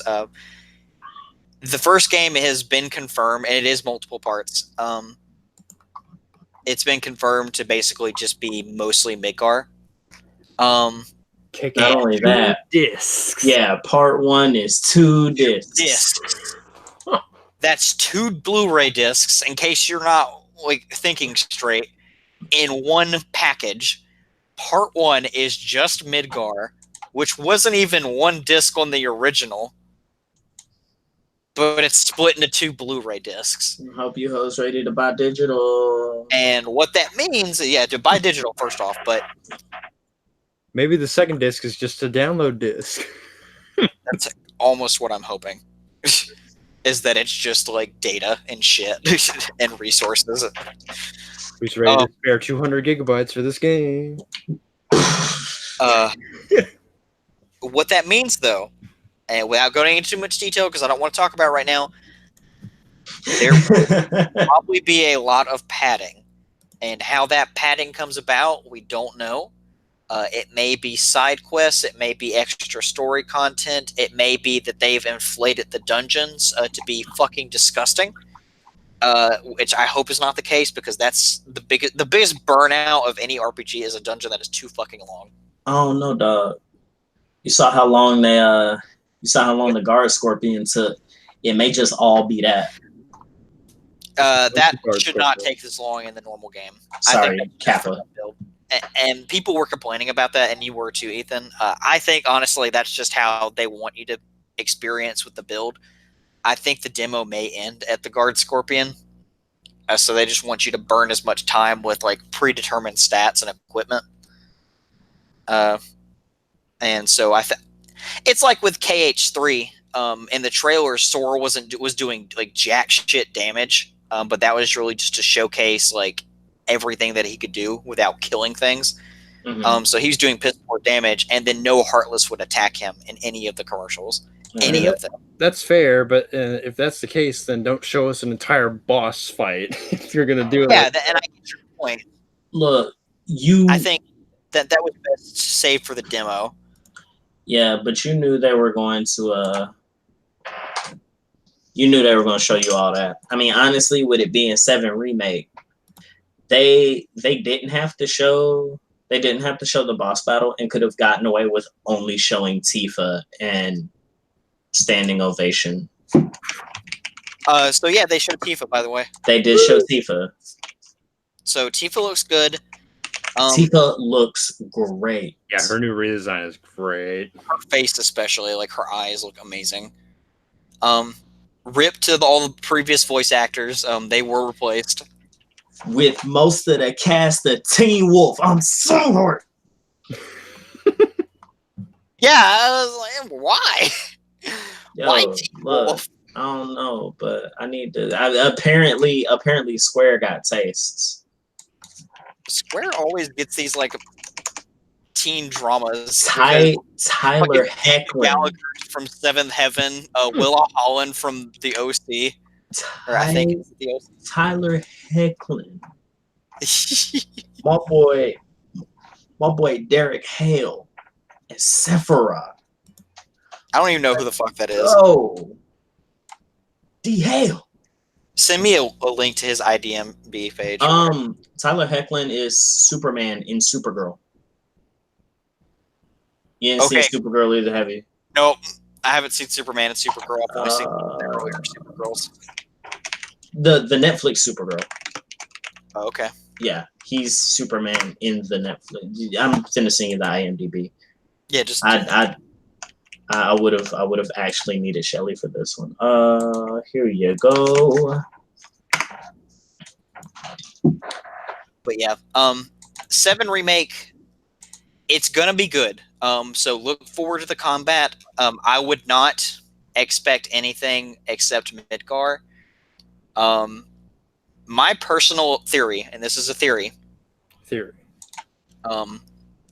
It will probably end at the Calm flashback. That would be my opinion. That makes sense. Because they have to, and the only reason I say that is because Red 13. Because if you end the game at Midgar, that means you have Red 13 for a total of probably about an hour. And but do that though. They would do it. I wouldn't put it past Square to just do that and drop a character. I just think that I don't know. That would make a lot of like no sense to me.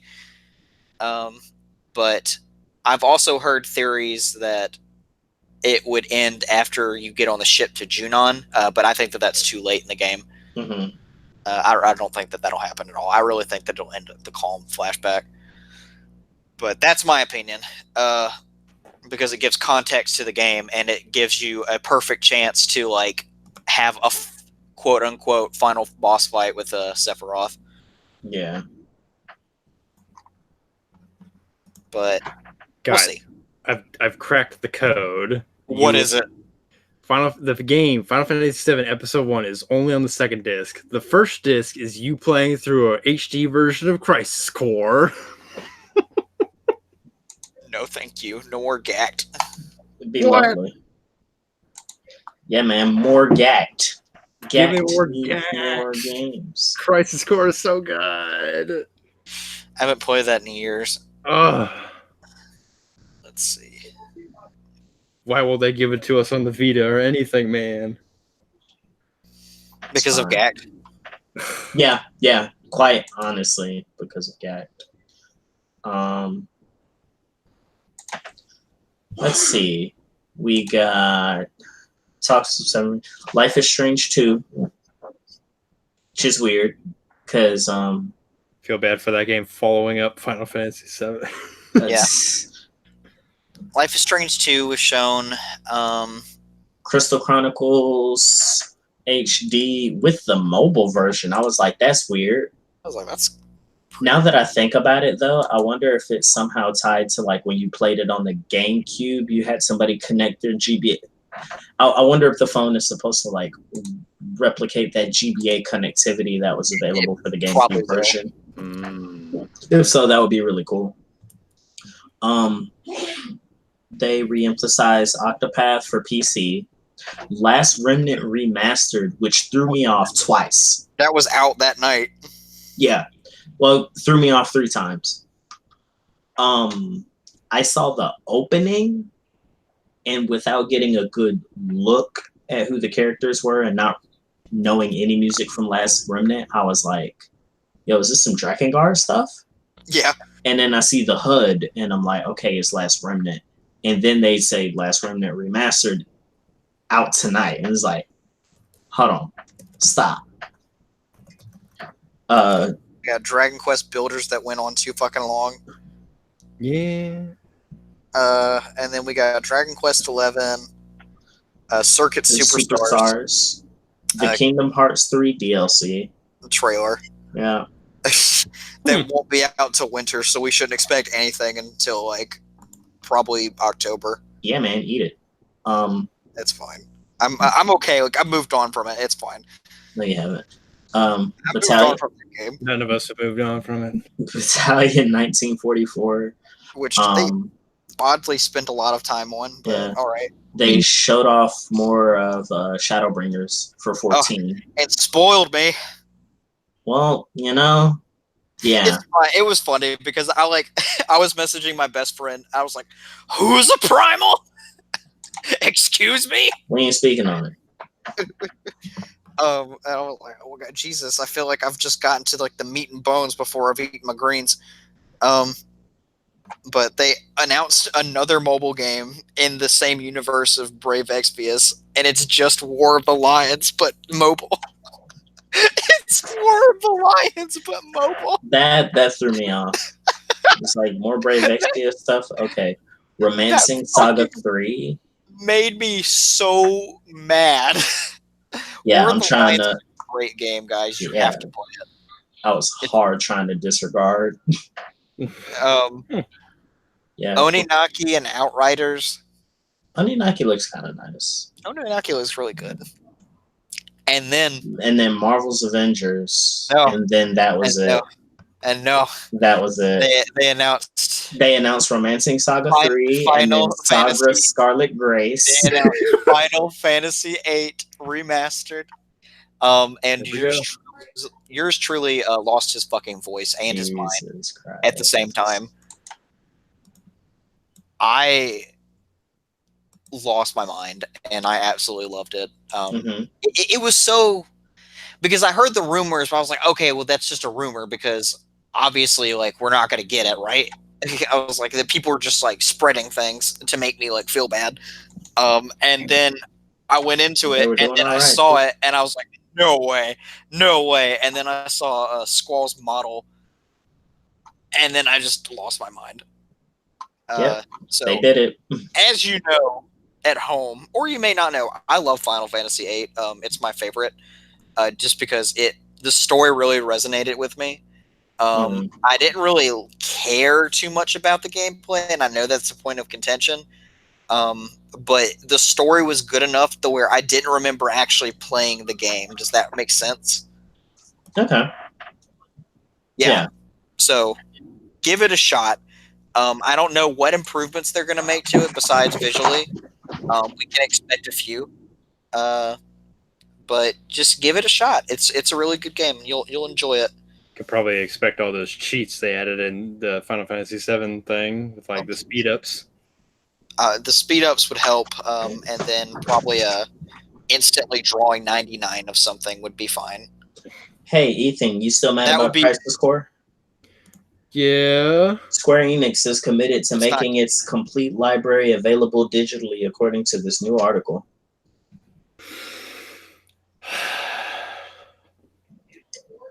Thank you.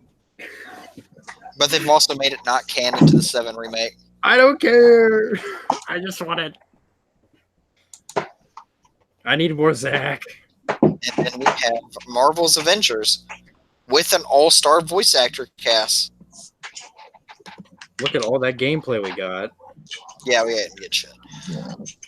We Is got a cinematic trailer, and we got the concept of what the online would be like. Is it weird that I wasn't enthralled in the least bit? No, because they made the mistake of having that right after Final Fantasy VIII. I mean, for you, yeah, I'm saying like, Yeah, anything they showed before that, notwithstanding, I just wasn't about it.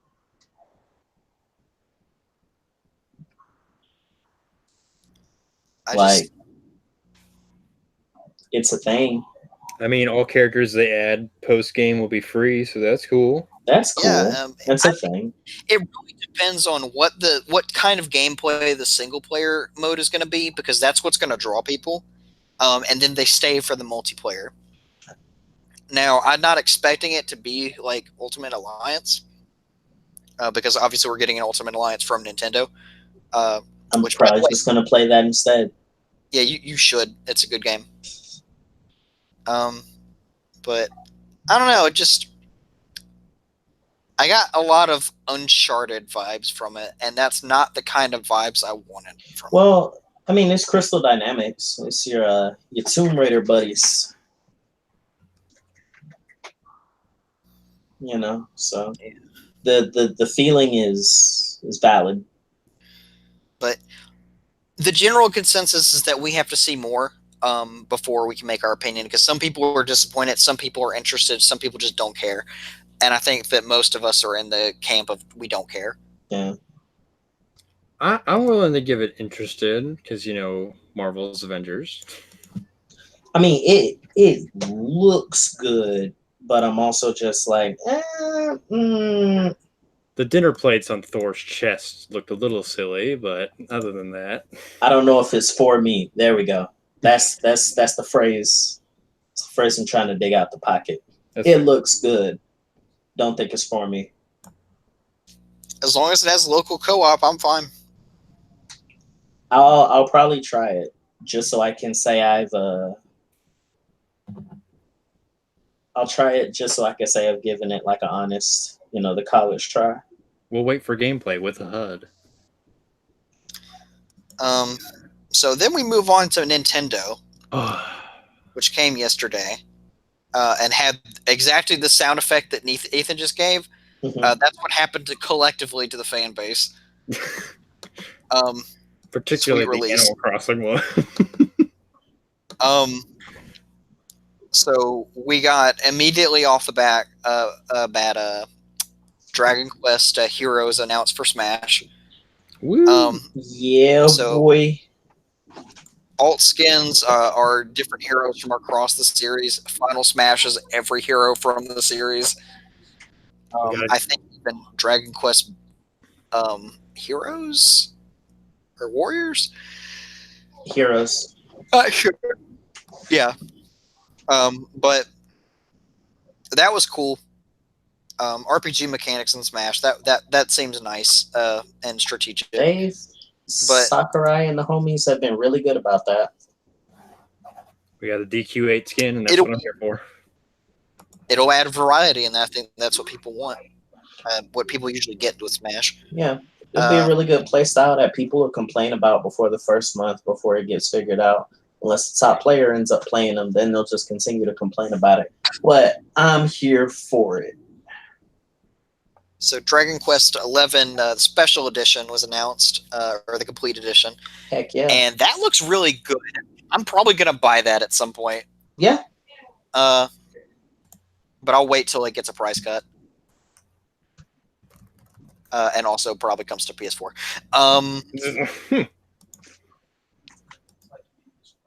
I'm a huge fan of what they did with... wait, I'm getting ahead of myself. Yeah, you Go are. ahead, George. If I haven't played DQ11 at this point, should I just wait for the Switch version? Totally up to you. I feel like given the art style of the game and the fact that released for 3DS and PS4 in 2017, worldwide for PS4 and Windows and 18, enhanced port for the Switch. Yeah, I think you'll be fine regardless of the version you pick. It'll just be a matter of whether you're trying to sit at the house with it or take it on the go. Me, ever since Persona 4 Golden, I'm just like, dang, I just want to play JRPGs on the go. So it's like if I get this, I'm playing it on the Switch more than likely. Getting more and more stuff on my Switch is nice, but then I saw my girlfriend playing one of the Atelier games on her Switch, and I was like, yikes, that runs bad on there. Yeah, it all depends on who does it. Some people will show it being the game. Some people will show it love, and some people just won't be able to hit all the marks with it. So because this has a 3DS port, not the Complete Edition, but the game itself. Yeah. I would imagine that this would be really good and really well optimized for the Switch. Yeah. I would say go ahead and get the Switch version just because it doesn't seem like something you'd want to sit. You have to sit in front of your TV for a few hours and play it at a time. You could just take it and go and then stop and go. And I think it's made for that. Yeah. It wouldn't look bad to have it on the Switch. It would just probably look better to have it on PS4. Switch it to pixel mode. True. The 16. Yeah, because you can swap between the two. Anytime during gameplay. That'd be so dope for like a game to have that, and you're playing it on the Switch. So yeah, get the Switch version. Go ahead and cop that. I remember the old gen button on Halo. Man, don't even start it. I need to scoop those up. When is Master Chief coming to Smash? We got some Luigi's Mansion 3 stuff with Guigi. And we got a Dark Crystal game, which is weird as shit. Hold on, we just gonna talk about Luigi and not let Ethan. Hold up now. Not gonna let Ethan shoot his shot. That multiplayer mode was out of nowhere, but I am totally for it, man. Resident Luigi stan. Oh, looks so good. And 8 people can play at once? Are you kidding me? That's gonna be nutty. We can get all of squad playing Luigi's Mansion 3. Yeah. Yo, help me suck this ghost off. Are you playing Luigi's Mansion 3 by yourself? Nah, because I'm with the boys. Yeah. Dark Crystal, Age of Resistance. Sorry, not Renaissance. Tactics. That was out of nowhere. Oh, yeah. Like, not a fan. Not bad though. It's for a specific group of people, and I know they're gonna get it and they're gonna love it.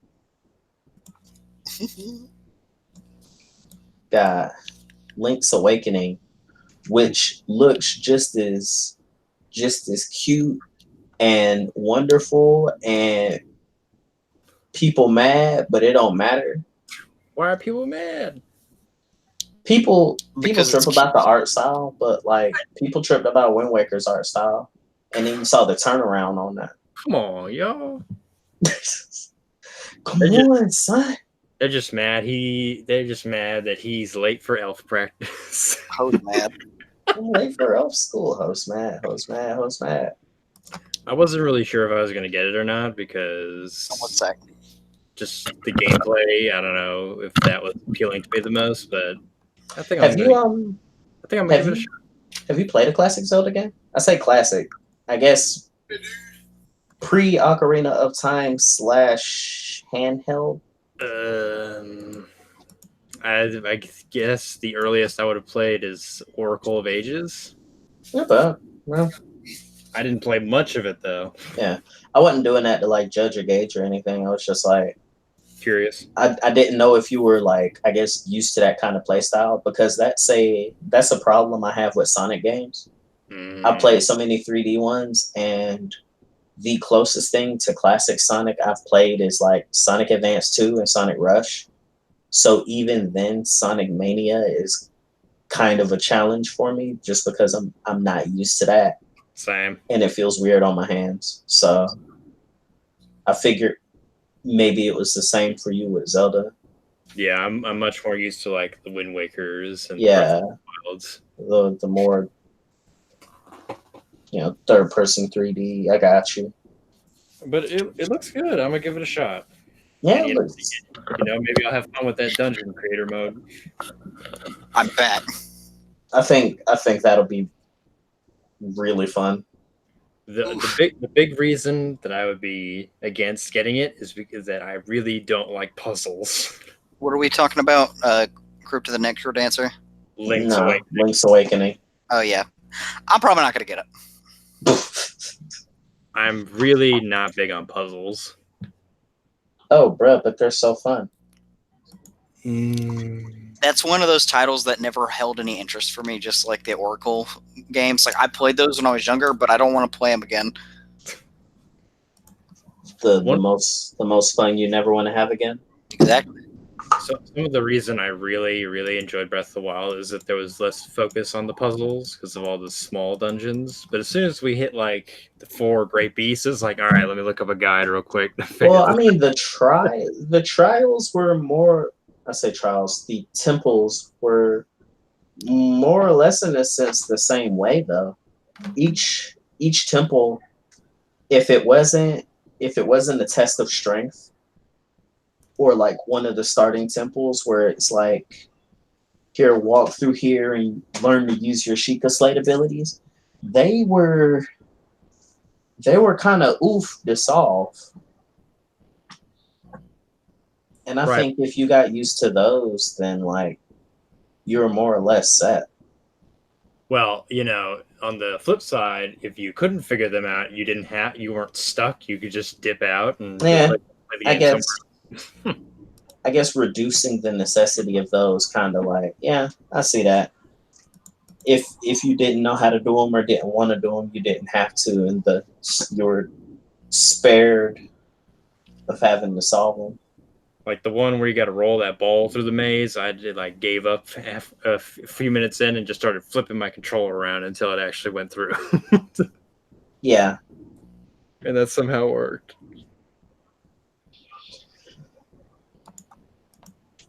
I guess the other cool thing to that is that some of those you can just solve, however. I see the things that are people bomb jumping and every... God, there were months where those videos were coming out after the game was out, and I was like, golly, y'all are creative. We got Trials of Mana. Good old Seiken Densetsu 3. Finally, in the West. Zam screams in 3D. It looks fine. I just don't. And then Collection of Mana right after that with the original Seiken Densetsu 3, which is Trials of Mana bundled with Secret of Mana and Final Fantasy Adventure, which are 2 and 1 respectively. A lot of just, hey, you never thought you were gonna get this in the West and or ever again, and here it is. Hey, is the Final Fantasy Adventure, is that going to be the Game Boy game, or is that going to be like the Adventures of Mana? That's That's a question. Is The second Game one's Boy best Advance in one Game Boy have game. a- That's fucking shit. Hold on.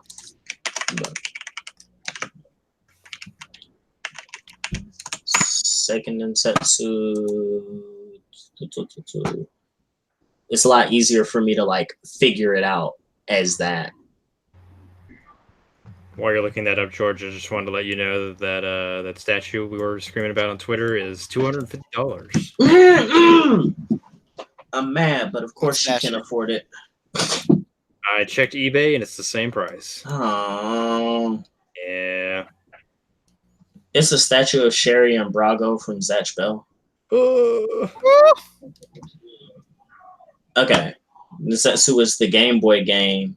It's probably gonna be based off the It's I don't know. Might be based off the Vita version. Let me look at the video. I remember seeing the black and white version, but I don't know if they were saying, "Look how far we've come." Or Yeah. That's what got me. Okay, nah. Relive treasured memories. Yeah, it's gonna be the Game Boy version. Ah, shit. Right. Yeah. What kind of garbage is that? It's classic, bruh. Nah. Yeah. I'm thinking this is all gonna be like the way we first got them. No, thank you. Well, I mean, why would you release the new ones? I mean, Square just literally remade 2 of them. Look, man, don't worry about it. Apparently one got a 3D remake of Final Fantasy Adventure released in 2016. Oh, well, that's why they already did it. What did it drop on? Sweet. Not already. What? Am I tripping? Secret of Mana is on Switch. Adventures of Mana isn't. Adventures. That's what the heck they called it. Because Adventures is 1, and then Secret's 2.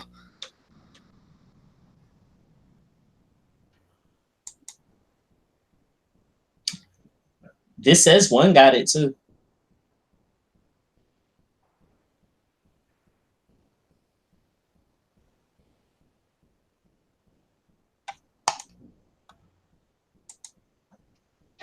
Let me see.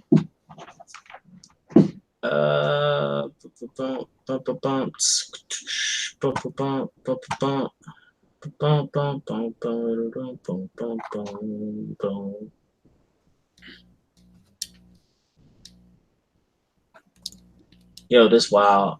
But what else was on there while I'm continually looking?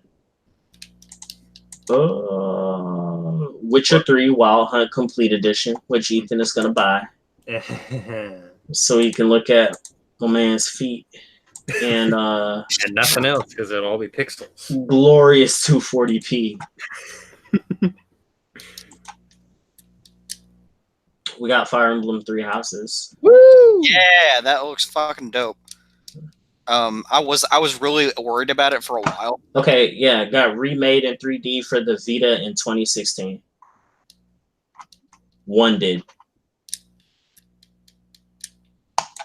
Yeah. Wow, why they're not putting it on Switch again, I don't know. But for the collection, they're just doing it all original. But yeah, talk to me about this Firm House.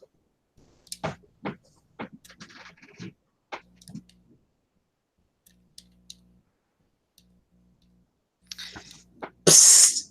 What? You said to talk about fire. Talk to me about this Firm House. What about Fire Emblem? Yeah. I mean, what's to talk about? It just looks darker. We got to see that there's actually a time skip. I'm satisfied with it. They announced in the treehouse that there will be no children. Yeah. Which I'm okay with. You know what Nintendo said. Horny people have no rights. They said, "Fuck them kids."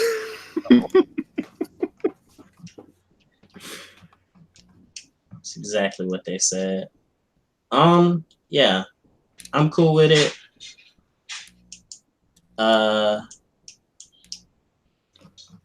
Like I said, I was finna say I didn't mind either way, but Ethan, we talked about that before we got started. Right. That's why I was like, I was just trying to repeat this. Like, I'll miss them, but at the same time, there's probably a ton of characters already in the game, so we'll probably be good. Yeah, I'm curious to see, like, are you locked into the faction that you choose, or do you eventually get to like hang out with the boys? You know what I mean? Like everybody. I feel like when they were doing the 30-minute segment of gameplay for Fire Emblem, I heard the person playing the game be like, "I'm with this class, but I was able to invite people from this other class over to my class," kind of thing. Okay, that's good. Yeah, I don't think they would. I don't think they would include the kind of roster they did if they were intent on like locking you, because for what they tried with Fates, and that was ambitious. Like forcing your roster up until a certain point, I would argue is kind of hokey. Just because after like a certain point in the game, or like even for post game things, at least this is how I felt about Awakening, you're gonna want everyone so you can do everything. Almost like Pokemon to a degree, which makes for an awful segue. But yeah, I was not necessarily confident, but I was just kind of like, yeah, they'll let you recruit whoever. It's not gonna matter. Like it'll matter, but it's not really gonna matter. And I think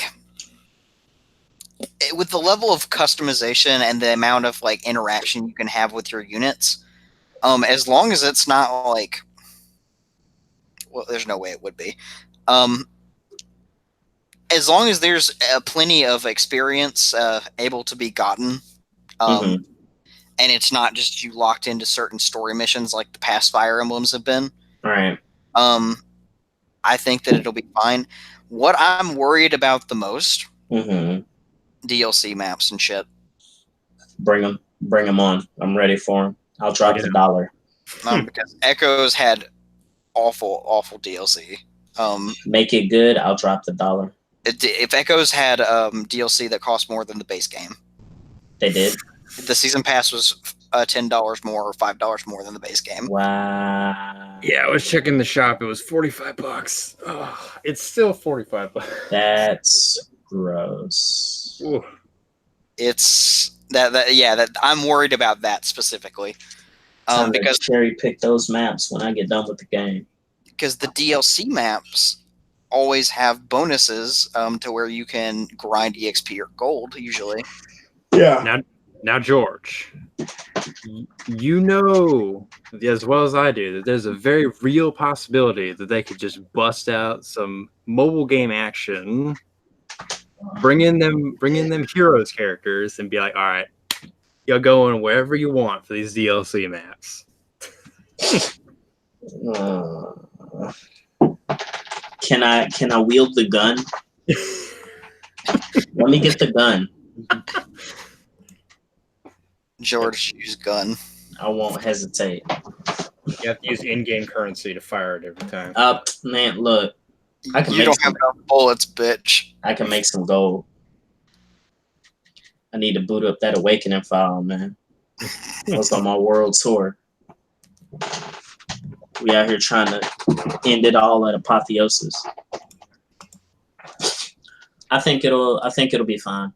A lot of people are worried because they have concerns about quote unquote, I guess, the directions the series is taking, but it's like, I feel like this is a more mature story based on what I've seen. And be careful, everybody out there, with the Fire Emblem threads, because a leak has gone out, and it does have spoilers, heavy spoilers for the story. Oh. So just be careful of any threads or things you look at Fire Emblem wise if you don't want to be spoiled. Can't wait to get spoiled by someone out of spite. Yeah. Because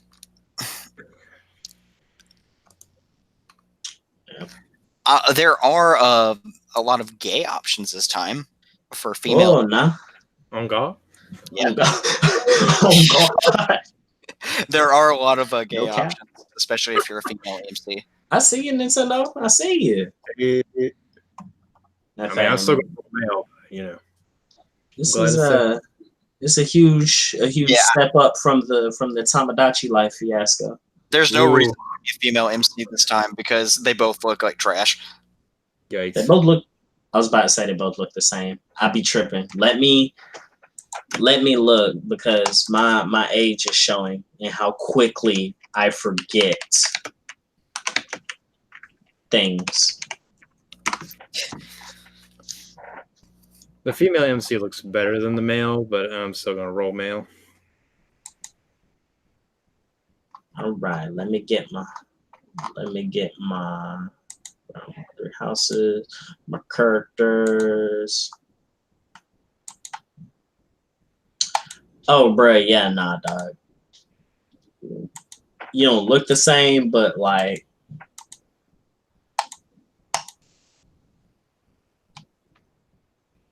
they're both stale inbred, man. Come on. We're not here for the MCs. We're here for the others. I'm here for Rise. I'm sorry, Dorothy. I don't know any of these characters' names, and I think I'll be better for it. Man, look. No, I'm saying like I'm going to go into it more fresh. I know. I'm finna send you this anyway, though. Oh, God. I'm finna send you a picture of Dorothy. And when I tell you, it's just Rise Kuchikawa. And I have absolutely no problem with that.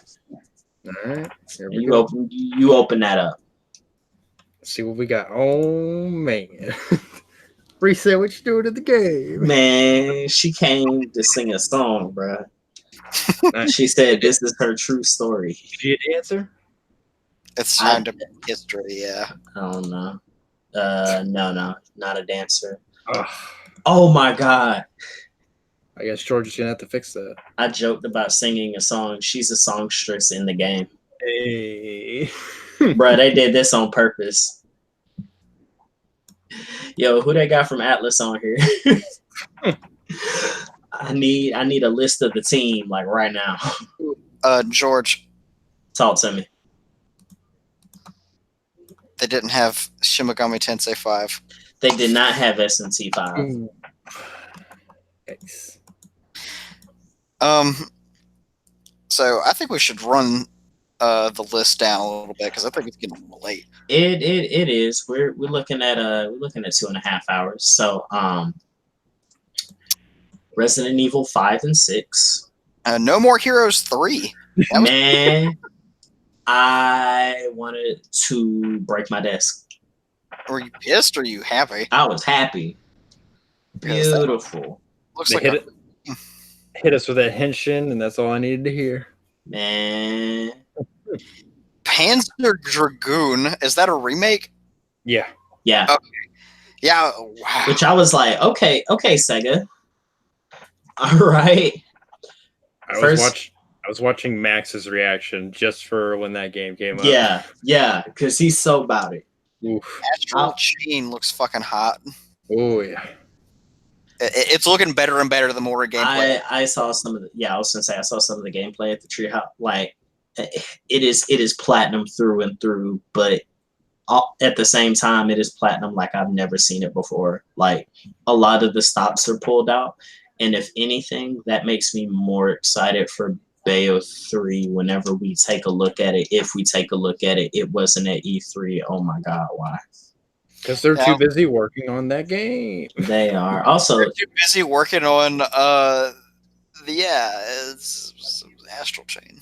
They're working on Babylon Lost also at Square, which that wasn't there. I don't even remember what that was.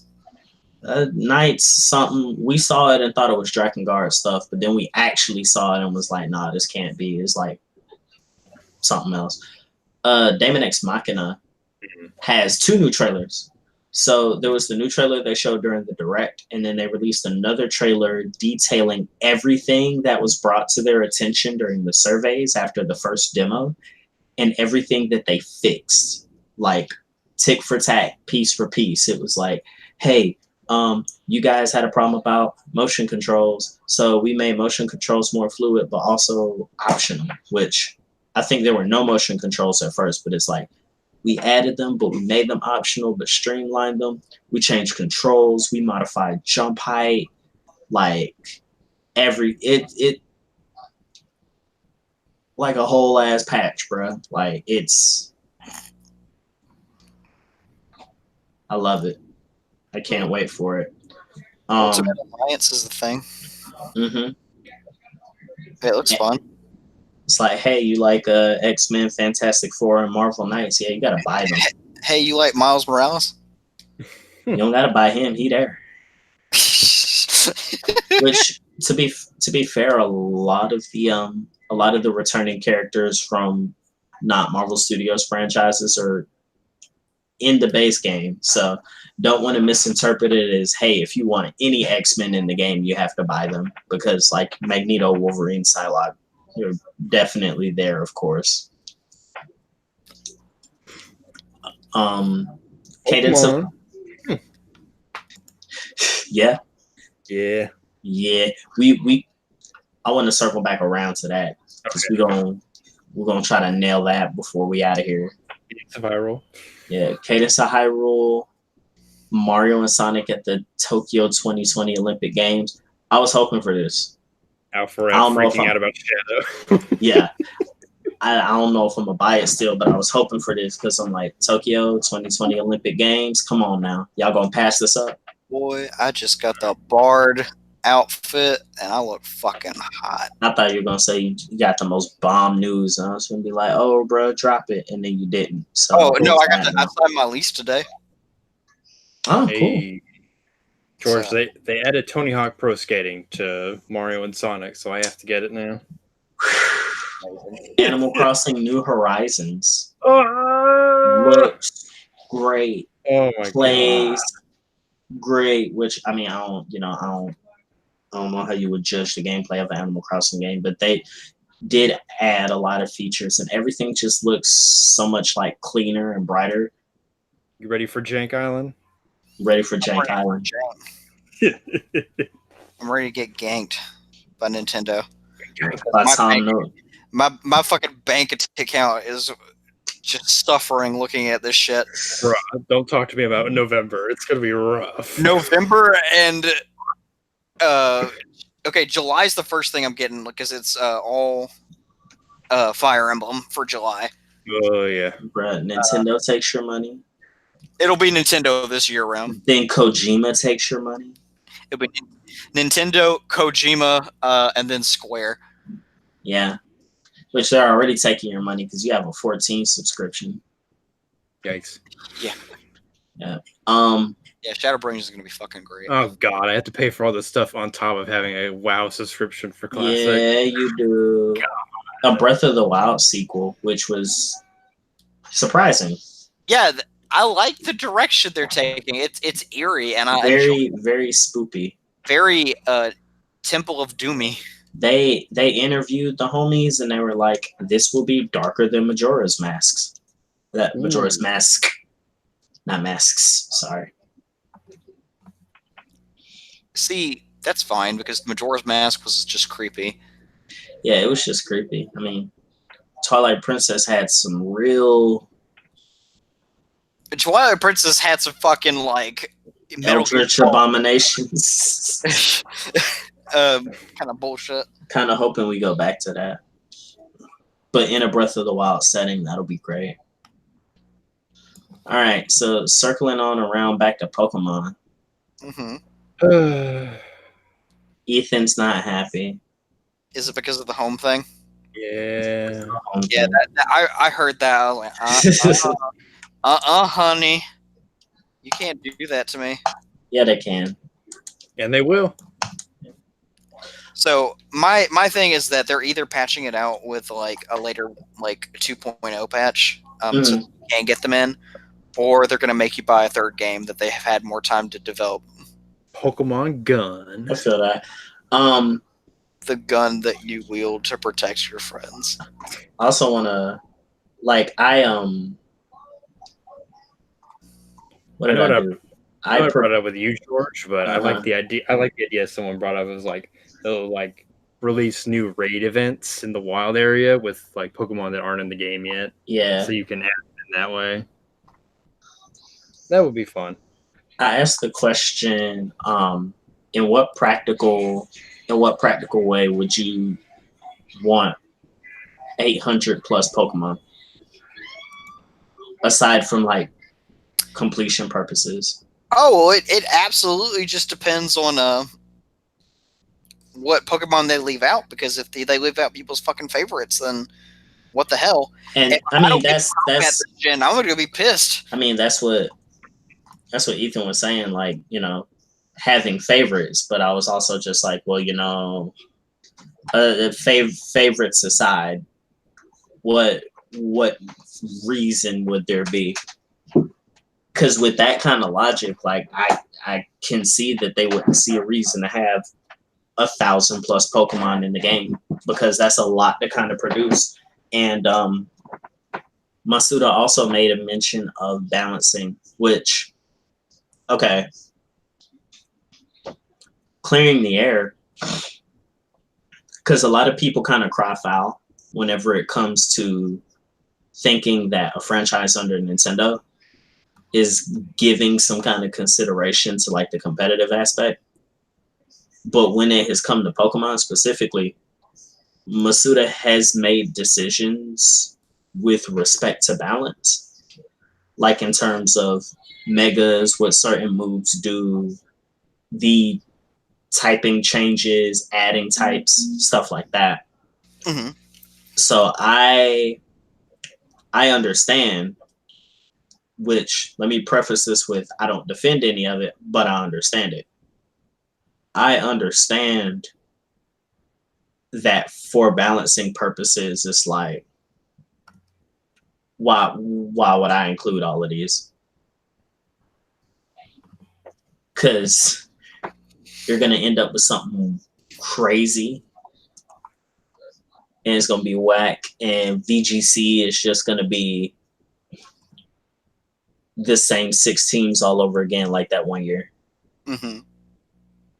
I'm mostly talking out my head on that last bit, but you know, practicality and balancing are important things to consider. Now we could all just say that we would wait for a delay, but I guess but people are also saying like, well, you know, Pokemon's such a big brand that they can't really afford to do delays or something like that. I mean, I think more of them will be patched in later. I think by post game we'll be left with more than what people think. Because, like, let's say Shot in the Dark, they choose to do 151 for the Galar region. Which we know is the case because they've already confirmed like 170 on Cerebi. Okay. Let's say they do 170. I was just throwing out an example number, but let's be that dude. Fine. I would be that dude. They're actually doing 170 new Pokemon? No. Like 170 confirmed for the Galar Pokedex so far. Not all new, just what's going to show up so far. All right. Yeah, let's say they do 170 for the Galar Dex. I doubt it's going to stay that number come post game. Now, whether it becomes an expanded Galar Dex or a East National Dex or something like that is yet to be determined, because we don't know, because the game's not out. But whatever idea they give you of what's going to be in there now, it's not going to stay like that. Because you also have to take into consideration like event Pokemon and that kind of thing. And in other games in the generation, people are still banking on Sinnoh remakes. What's it going to look like when you get, for example, a Sinnoh remake and you have stuff in Sword and Shield that you can't trade over, because that was a huge problem that had a lot of people cry foul in Gen 6, because before then in 3 and 4, I didn't play too much of 5 like competitively or do too much connectivity, but in 3 and 4 everything could go everywhere. Now, with some minor exceptions for like programming, like with forms and everything, like the Deoxys forms and Giratina and everything, you had to get rid of some items and stuff would only show up a certain type of way. But that aside, everything could go everywhere. And while I didn't examine it any further in 5, that obviously started to deplete. That started to not be a thing more in 6. And now we don't have Mega Evolution. Yeah. Yeah, that was the best fucking part about Pokemon for a while. And now we don't have it. So rip Flygon. I mean, I get it. Like, I didn't think Flygon was ever going to get one. I mean, I get it. Like, hey, now we have this new mechanic that can make any Pokemon relevant. Like, cool. Yeah, that's... Give me more Megas. Yeah, when I first saw Dynamaxing, that was my first thought, was like, okay, any Pokemon can Dynamax and get bigger, and then what? They have one move that's like max whatever. Their whole moveset changed. Their whole moveset changes. I think so. Okay, I didn't see the HUD, and I wasn't able to watch any of the treehouse. It basically makes every single move a Z move. But it only lasts for 3 turns. Yeah, it And fixes boosted. It fixes the problems of both like not everything having a Mega Evolution and maybe not everything having a viable Z move, but then it lasts for 3 turns, so it's not like an abysmal matchup.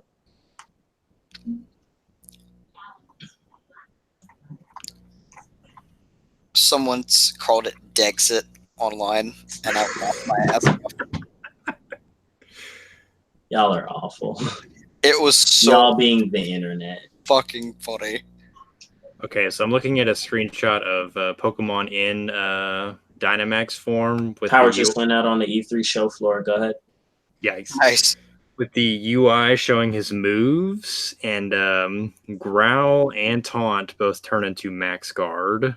So not everything becomes its own unique thing. Okay, so it works a lot like Z moves, and I say just went out. That was today at 3 something. Might be. Yikes, still. Yikes, still, for sure. Well, you know, I mean, every Pokemon is someone's favorite, so people are going to be disappointed no matter how this someone's taking an L regardless. I mean, I'm probably going to take an L. Let's be for Ampharos. They replaced my sheep with another one. I know what's happening. They replaced your sheep with Wooloo. Which means I have to put Wooloo on my team because it's the closest I'm going to get. Yeah. Well, I think that we've had a good stream. Yeah, it's all right. Pretty good. I didn't get appreciate you coming on again. Oh, no problem, man. I mean, I'm sad I didn't get to spam poggers in the chat for 2.5 hours, but sorry. No, this has been productive. I kind of just wanted to move away from like the nitty gritty. If you want to come back next time, Ethan, you're more than welcome.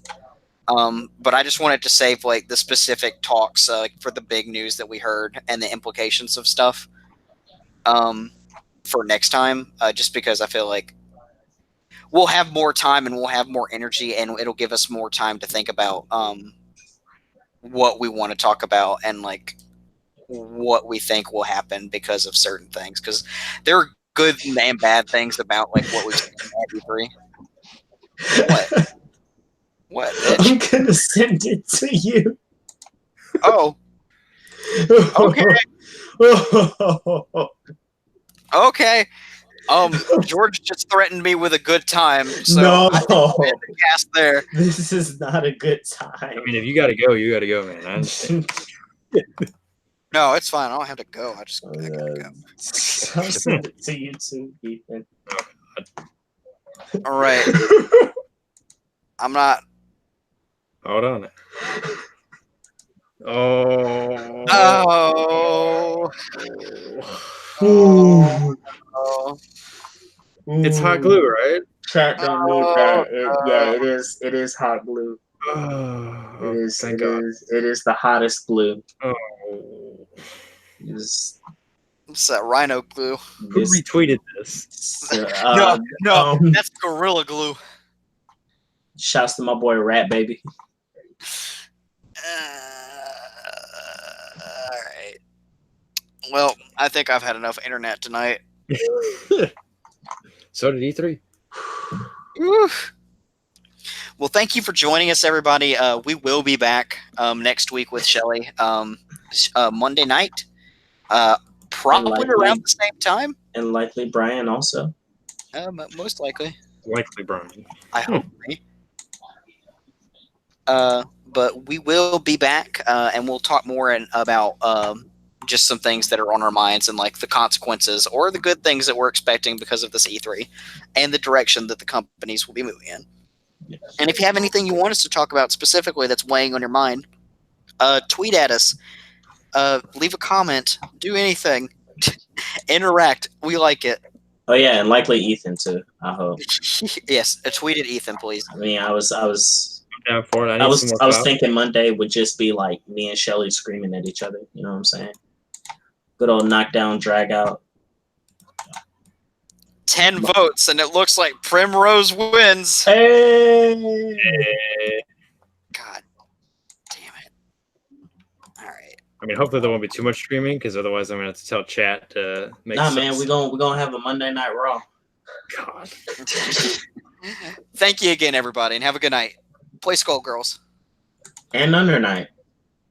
And Custom Robo. That also wasn't at E3 Uniclear, but it might be at Evo. We'll see y'all at Evo.